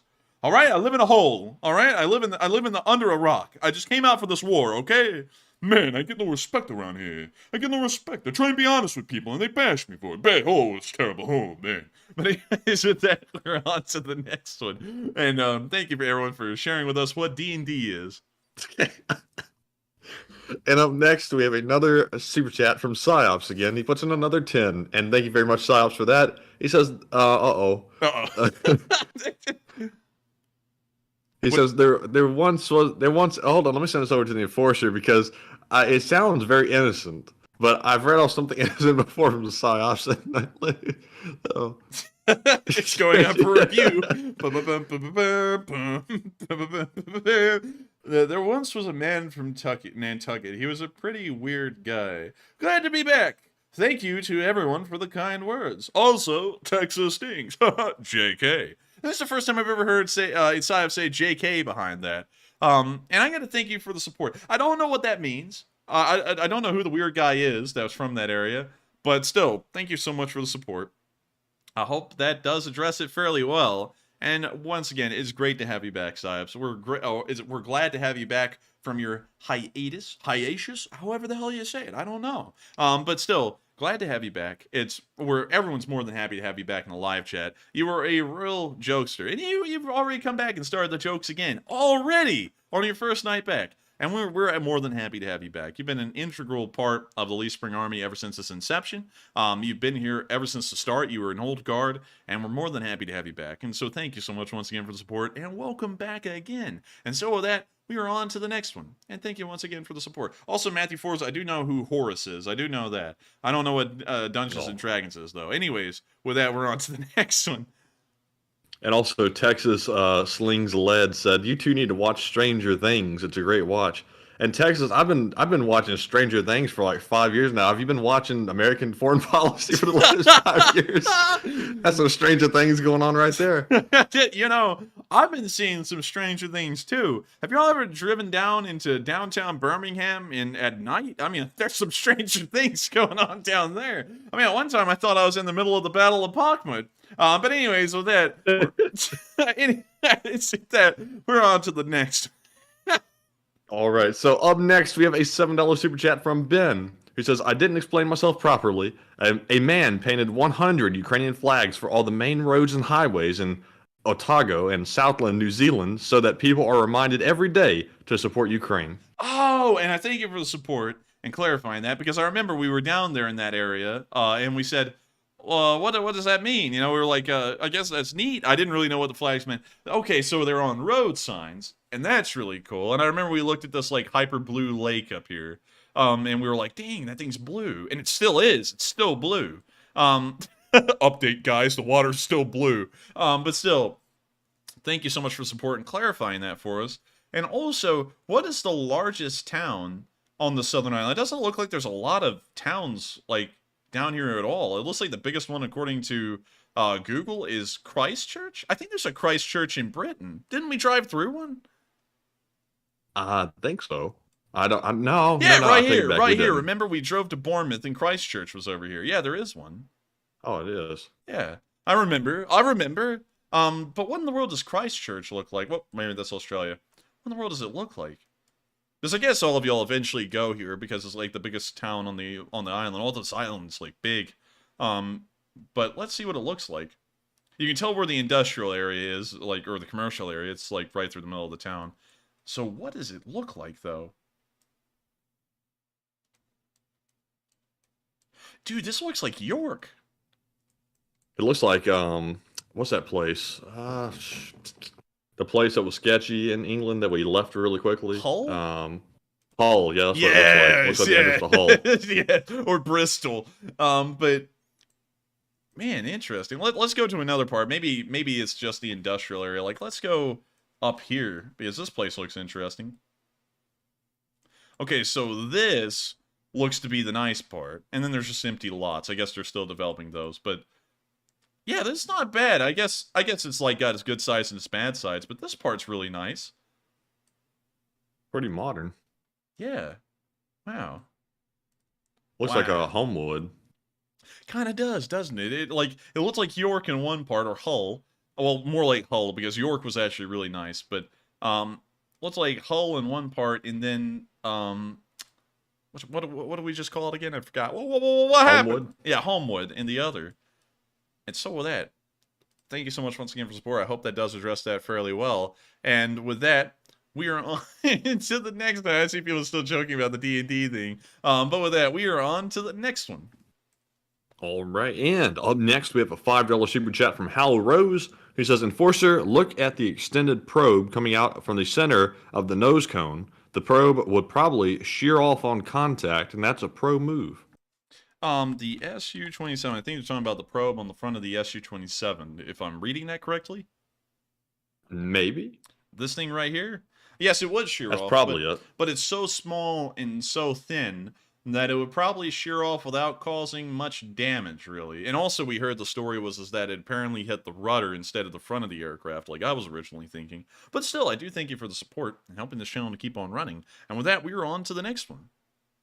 All right, and our next one goes to John G, who puts in a 5 and says, I'm glad to be back. And also, very happy about the Sam's news. And John, it's good to have you back again, and I have noticed that you've been gone, and it's good to see you. And welcome back, John. Welcome back. And also, thank you so much once again for the support. It's always good to get support from the viewers and help this channel to keep on running. And also, I gotta say, it's perfectly fine for people to take a break. I understand people have to take breaks. Things happen in life. And we always want y'all to know, though, that we always miss every single one of y'all. And when y'all come back, there'll be a big homecoming for you. And so, thank you all so much once again for coming back if you've been away. And also, thank you so much once again, John, for returning and supporting this channel. And so with that, we're on to the next one. And thank you once again for the support. And the next one goes to Dakota the Bear, who puts in a 5 and says, in your opinion, how will the AMX be used in combat? My theory is likely hit and runs like the Humvees. I believe it'll most likely be used in hit and runs, kind of like a BTR-4, but beefier. Most likely not used in urban areas. I'll put bets on that. Most likely in wide open areas where there's less armor, so that way they can move the small amount of light armor around a lot faster and a lot more efficiently.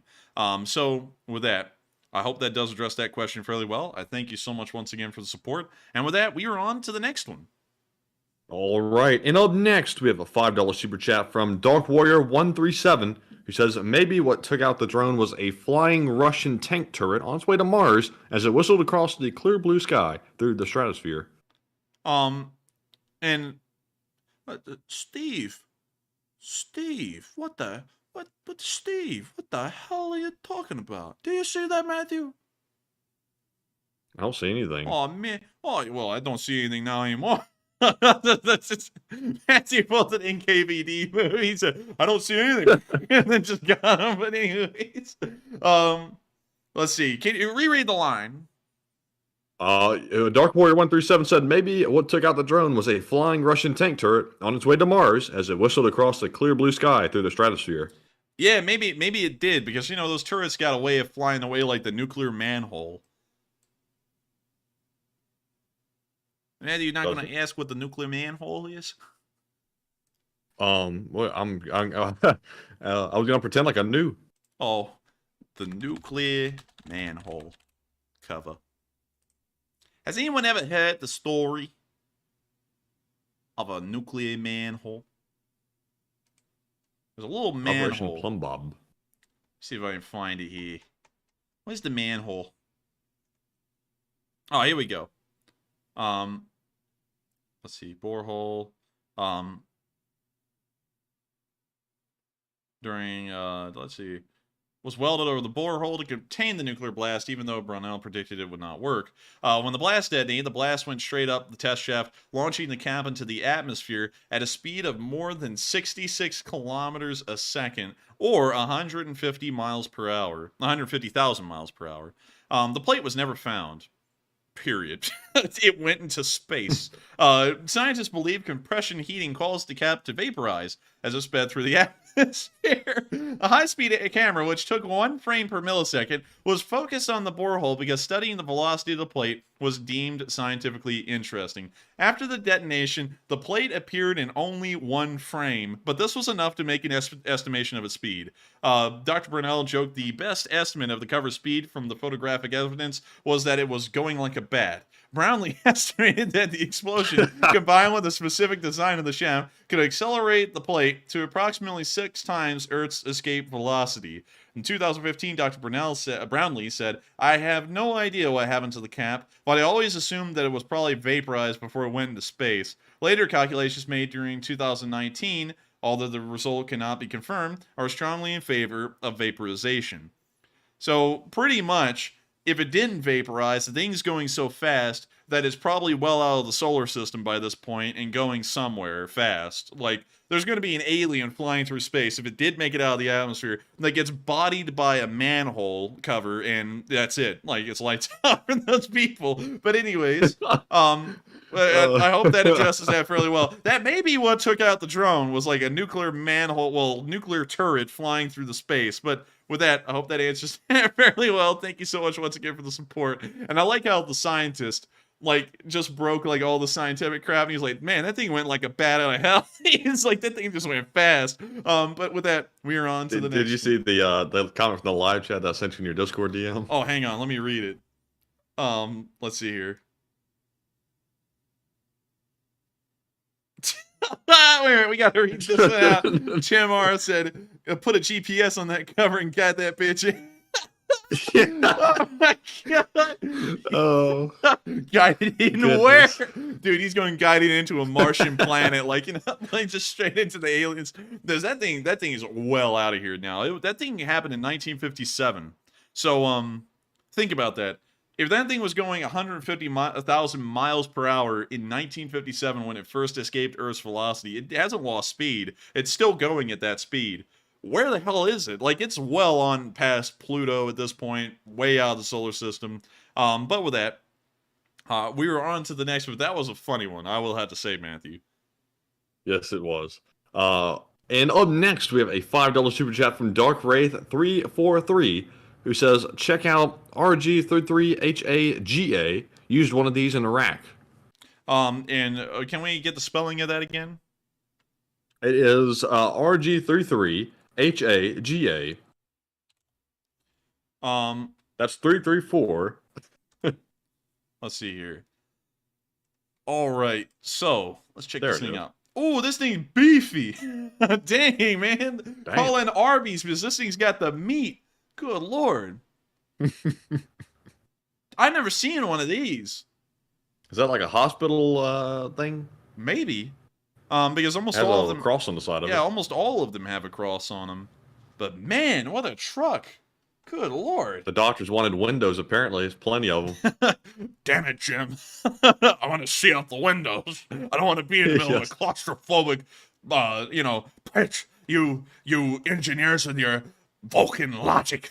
Anyways, man, I mean, like, this is a pretty nice looking armored vehicle right here. I gotta say, I like it. So with that, thank you so much for the support and sharing this with us. And I gotta say, man, this question segment has been a roll tonight. This has been hilarious. And thank you so much once again for the support and sharing this neat thing with us, because I've never seen one of these before. And with that, we are on to the next one. All right. And Tristan, now Tristan, you got to be careful saying things like this. He said, like LOL Windows. about the Windows. I like Windows. Now you see, if you say we like Windows, there's a lot of fellas in Russia that weren't a fan of Windows, but they liked Windows, and all of a sudden they fell out of them. So I don't know. Do you really like Windows? Tristan said, we like Windows, and then Putin in the comment section went, oh, we do too. Well, hold on. We're on to the next one. And up next, we have a $5 super chat from Craig Platel, who says, FYI, Trondheim is the location of the USMC pre-positioning program, Norway, MCPP-N. Really? I didn't know that. Where is it? What is the pre-positioning program? That sounds like a diet program, honestly. You know, it sounds like it's getting you ready for, like, bulking or something, the pre-positioning program. Let's see here. Where is it? I can't find it. Dagnabbit. Well, while I can't find it, I want to drop down on this bridge because this looks scenic. And boy, howdy, was I right. Dude, Norway's so nice. Like, it's too nice. What is this? Wait, hang on, Mandy. This looks like something like fake, nearly. Huh. What kind of tree is that? What the devil? What the devil, Spock? But now it's stuck doing that. But anyways, wow. And thank you for sharing that with us. I cannot find where the if it's a base that the Marines have here, where it is, but still very neat nonetheless. And so thank you so much once again for the support. I hope that does address that fairly well. And Matthew, when you go to Trondheim, but you're a little bit of a rock guy, you go to Rockheim. What is this? Rockheim. Oh, look! They have a Thunderboyd. And look, 1950s American living room? I guess. Is this a museum to, like, the 1950s in the U.S.? I think it is. Could be. Dude, that's so weird. It's Rockheim. It's Rockheim. I mean, you know, it's like that phrase in that movie, Larry, stop, it's Chinatown. Enforce a stop, it's Rockheim. You know, or something like that. But anyways, we're on to the next one. And thank you once again for the support and sharing that with us. And up next, we have a $3 super chat from Andrew Harvey. He says, my uncle is watching from the hospital. He's going through a tough time. Please give him a shout out. And his name is... And Andrew Harvey tried to have us. He tried to have us, but he didn't get us. Send it to me. He did not. Send it to me. Send it to me. I gotta see this. Boom, boom, boom, boom, boom, boom. His name was... Yeah. Yeah. Matthew's wised up. Matthew has wised up for the first time that happened. This is the first time it happened. We nearly almost got booted off YouTube. So we wised up a lot. So, I noticed that guy put it in and then he left. I've never seen him around here before. Well, all right. Thank you for the support. Shout out to your uncle who's in the hospital having real hard times. I guess you could say he's going to need some Viagra to get through those tough times. But anyways, with that, we're on to the next one. And I wouldn't feel sorry for his uncle because it looks like we're getting had. So with that, we're on to the next one. And up next, we have a $5 super chat from Andre Mogasan once again. He says, random question. Did you guys watch All Quiet on the Western Front? I'm glad it won some Oscars. You know, I gotta tell you, I didn't get to watch it. I haven't had time a lot to watch the shows. So sadly, I haven't still. I know the one from 1979. That was a banger. I haven't watched the modern one, though. It looks great, though, from what the clips I've seen of it are. But sadly, I still haven't seen it. I'm glad to know that it did win some Oscars, though. Why the hell did they call them Oscars? Why not Jeremy? You know, why not win a couple of Jeremys or something? It's always Oscar. Oscar this, Oscar that. Who the hell even Nike names a kid Oscar anymore? If you know what I mean, Matthew. That's a way to get your kid bullied. I mean, I don't know. I don't know. But Oscar? I mean, I don't... It's so I come in and go, oh, I'm called Oscar. I mean, oh, man, sorry. But anyways, with that... We are on to the next one. And thank you once again for the support, but sadly I haven't watched it yet. All right, and up next we have a $3 super chat from Francois Joseph Lacroix, who says MQ9 cruise speed equals SU-27 stall speed, 300 kph. Exactly. That's what I'm saying. And also, I forgot to connect these dots earlier, but that probably is why the Su-27 collided with the MQ-9 or the MQ-1, is because when it was trying to fly alongside the drone, it's flying so slow, they're nearly stalling, so the aircraft is a lot more difficult to control, and that may have been what led to the collision. So with that, I thank you so much once again for support and sharing that with us, because that was a good way to connect together two things I mentioned earlier and then completely forgot to connect together. And so with that, we are on to the next one. And thank you once again for the support. And the next one goes to Anaru Ball, who puts in a 3 and says Palmerston, North New Zealand. Hey, Palmerston, North New Zealand. Let's go there. That sounds like an Arnold Palmer. Arnold Stunt. You know what that is? Like some kind of alcoholic thing. But let's see. What? How do you spell it? It's Palmerston, North New Zealand. Palmerston?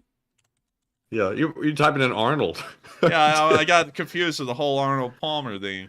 But let's see. Palmerston North. Where is this on this island? Oh, they call it Palmerston North, but it's like on the southern end of the island. Of the northern okay, anyways. And it's so flat out here. Uh-oh, Maddie, it looks like we're having a return to Bunny Ranch here at Bunny Thorpe. Let's see. Oh, man. Oh, dear. I mean, there might be a Bunny Ranch out here. So we're going to move on from Bunny Thorpe and get on down here into Palmerston North, which kind of looks like it's laid Look out. at that road. I know, look at that road. The Square. They came up with a good name for this one. The Square. So let's take a look at this thing. Oh. Wow, nice. Not bad. Not bad, not bad, not bad. Not you. But let's see here. Pretty nice. Oh, we got a little rebel over here. Oh, man. We saw that in the last place we looked at here, too. That must be popular in this place. Yeah, I mean, there must be a bunch of rebels around here. You know, here in the South, that gets you strung up. But over in New Zealand, it looks like it's okay to be a rebel. I mean, like here in the South, people kind of frown upon the rebels now, and I kind of can't blame anyone. But look sharp. What the Looking hell? sharp, Enterprise. Looking sharp. Looking sharp, Enterprise. Looking sharp. What the? No, that's not looking sharp right there. No, whatever the hell this is, Dr. Seuss crap. No. And who the hell? Is that Filthy Frank? Maybe. Let's see. Let's find that thing again. Looking sharp. Where is that? There it is. We need to find out what's in this thing. And they do a little bit of everything in here, don't they? When you got to go to a bachelor's party at 9 to get ready for the wedding at 12, you come into looking sharp. But that's where the Russian spies go to get their outfits. The assassin. I need to look like assassin, bleed. Wait a minute. Are they like stereotyping the people's beards? Like they said, the assassin has the curved down beard. The businessman has the fluffy one. Apparently, I'm the bartender. bartender. The athlete has the crazy one. Apparently, I'm a bartender now. All right. Oh god! Get that off there, girl. She's gonna get shot. So it's gonna some hunter here in Alabama, man, is gonna go, it's Sasquatch, and then shoot. Oh my god, dude, this is horrendous, man. Like, guys, looking sharp. I mean, I don't know about that. But still, thank you so much for the support. Pretty nice town, though, I will say. Rather than look sharp, pretty nice town, nonetheless. Thank you so much once again for support and helping this channel to keep on running. And so with that, we are on to the next one. Thank you once again. And up next, we have a $2 super chat from David Malone, who says, "Can I be the lieutenant of the Canadian Brigade?" Hell yeah! You could be the lieutenant of the Canadian Brigade. And so I dubbed the lieutenant of the Canadian Brigade. And so with that, I thank you so much once again for support. What? No. Lieutenant, that's a little too low. How about Lord Governor? Sounds good to me. Anyone got any complaints against that? No? All right, well, he's the Lord Governor of the Canadian Regiment of Police Spring Army. So with that, we're on to the next one. Congratulations, you already got promoted. And so with that, thank you so much once again, and we're on to the next one. And the next one goes to Midget Hobbit, who puts in a 2. Actually has two $2 donations. And thank you very much, Midget Hobbit. The first one says, "Please send Joey's World Tour." I don't know who that is, but he says send them to the front lines. And the second one says North Sentinel Island. North Sentinel Island. North Sentinel. Let me just type that in. North Sentinel Island. You're not from here. No. Where's this at? This is in There's the people middle. who refuse to contact the outside world, it says. Yeah. He said, hey, check out North Sentinel Island, please. No, you're not from here. What's cool, though, Mandy, let me see if I can find this. Cool story about these people. They have had no contact with the outside world at all, really. In fact, they're... So somebody rolled up and asked them, they said, do you want to contact the outside world? And they said, That's exactly what they said. And I'm trying to find the picture here for you. But there's a ship. I actually can see them right there. And that's when the ship passed by. But let me see here. Trying to find something. That's like one of those bad situations if you get abandoned on that island. 7-Eleven.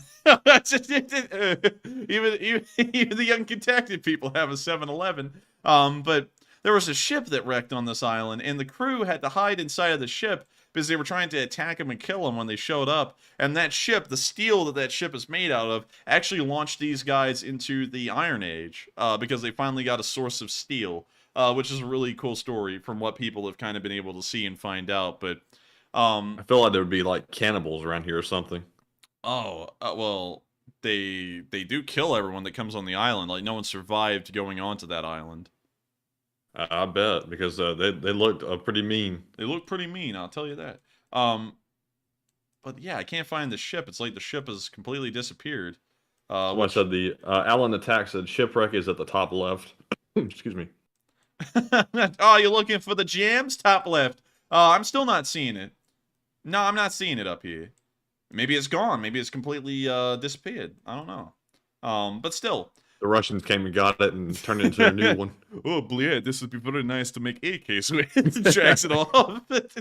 Oh, man. But anyways, thank you so much once again for the support, but you are not from the North Sentinel Island. I'll tell you that right now. You don't even have internet on this island. How the hell do people even live in this island? Like, look at it. Like, there's nothing here.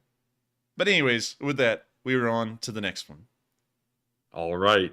And up next, we have a $2 super chat from Kikiri Firehawk, who says, Boertange, Netherlands. Former fort, 16th century. I have a feeling I can't screw this one up, and I did. Could you Bourtange. Oh,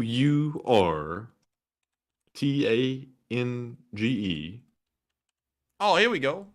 It's in the Netherlands. Why was I looking in Norway? Oh, dude. Oh my god. Is that cool or what? Oh my god, that is amazing. And that's really how it looks. Theory about the shape. Oh, get the hell out of here, man. That was the normal shape at the time. Oh my god. You're gonna start it, man. You're gonna start it. The Titanic was an insurance scam meant to make sure that the Federals or whatever. But let's see. Don't mention the Federal, sir. Oh yeah, look, don't mention the Fed. Don't mention the Fed. They're gonna be in deep water. But wow, I love this place. And he said this is where he's from? No, he just said to check it out. Check it out. But I gotta say, this is really cool. Like, look at that. It's a star fort, and it still exists. Let's get Street View in here.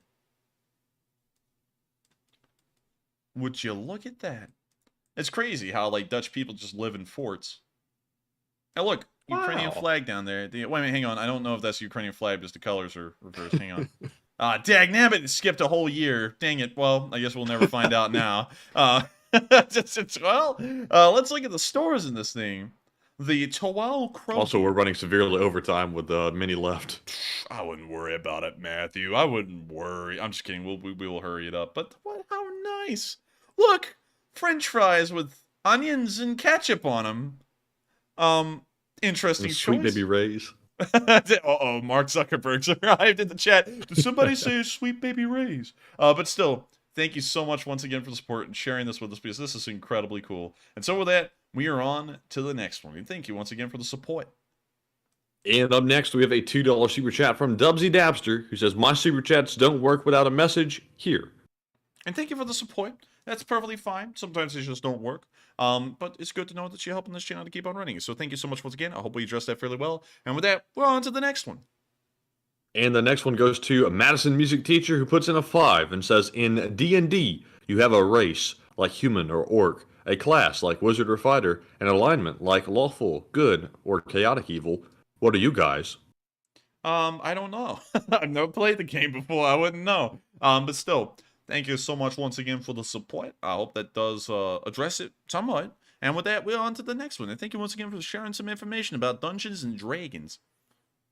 All right, and we are on to the live chat questions. And up first, we have the Morse code decoders of the stream, JP's RC's C. Fay, Rumpelstiltskin, Mark Hodges, and Cliff Simonson. They said the Morse code dispatch. Do I hear the rumbling of American liberty in the distance? That's the sound of money. Y'all got that correct. Do I hear the rumblings of American liberty in the distance? No, because the Russians immediately wimped out and said sorry. But still, earlier when I made that Morse code message, kind of seemed like it. And so with that, thank y'all so much once again for deciphering that Morse code message. Y'all do it every single day without fail. And with that, we're on to the next one. And thank you once again. And you know that's the sound of American liberty. Do you know what this is the sound of? You just cut out. Oh, wait, that's the sound of that guy on Wheel of Fortune who was trying to do Scooby-Doo, isn't it? No, that's the sound of the police. Oh. That's the sound. Okay. Well, we're on to the next You one. just got had. Yeah, I just kind Up of got next, ahead. we have a question from T-Bell Blowout, who says, have you heard about the mutant missile? It's a real thing. Have I heard about Mutant Missile? No, but have you heard of Mutant Mike? So with that, we're on to the next one. Checkmate.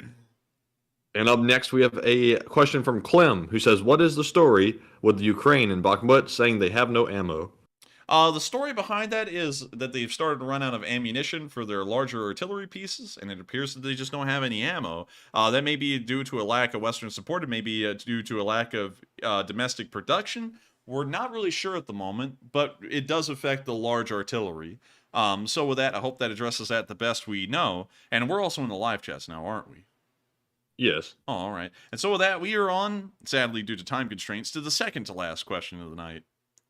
All right, and this one goes to Wolf, who says, would the jet not have to fly in front of it, was trying to dump fuel on the Reaper?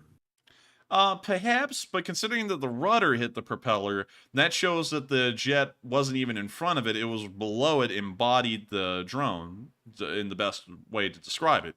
So, yeah, I mean, like, yeah, you know, it's kind of in a way, maybe, but, you know, from what the Department of Defense has told us, it was just directly under the drone. And so with that, I hope we answered that fairly well, and we are on to the final question of the night. So, who was the lucky last person who asked the lucky last question of the night? And that viewer is Joyce Baumgartner, who says, thoughts on why Zelenskyy is closing down the churches? The only ones I heard about are the ones that are part of the Russian Orthodox Church.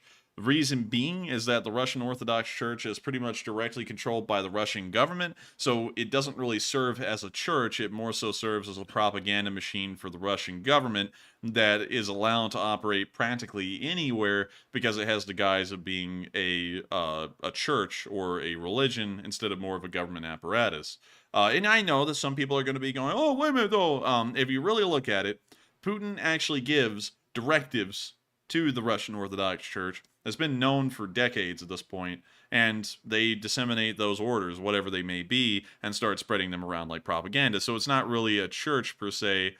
It's more of just a tool of the government. So that's why the churches have been banned inside of Ukraine, is because it is pretty much a apparatus of the government. I haven't heard about shutting down any other churches inside of Ukraine, like just the normal churches, and that's something that I've seen a lot of propagandists take off and run with, is that he shuts down a church that practically operates as a propaganda organization, and so now they're trying to say that he's trying to kill Christianity, which isn't the case, because every other church in Ukraine has been allowed to operate the way it always has. It's just that the Russian Orthodox Church is no longer allowed to operate.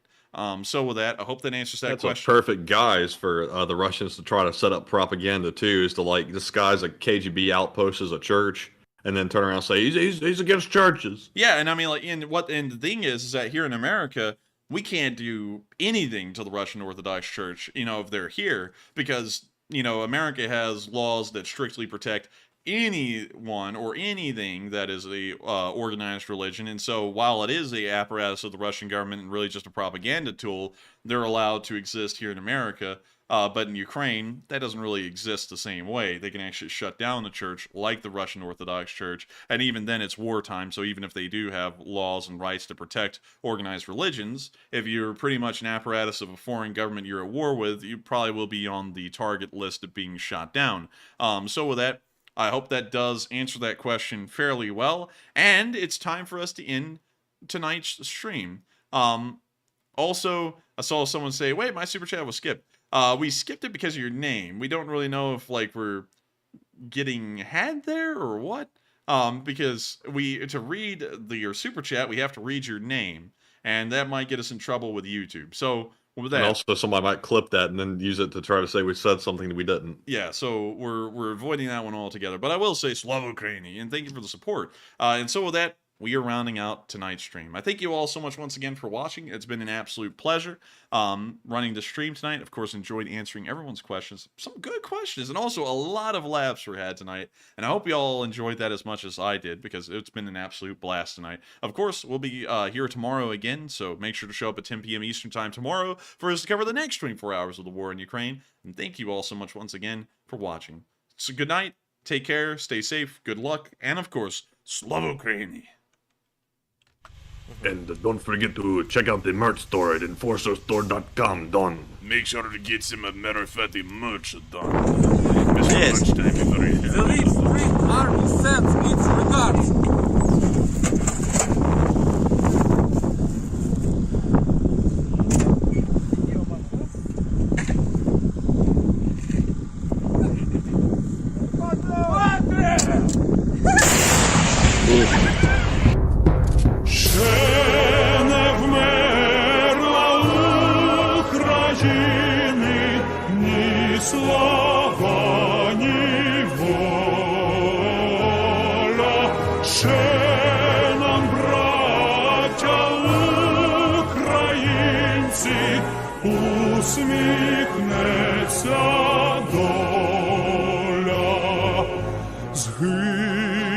Наші вороженьки, як роса на сонці, запануємо ми, браття, у своїй сторонці. Душу й тіло ми положим за нашу свободу і покажем, що ми браття козацького роду. Душу й тіло ми положим за нашу свободу.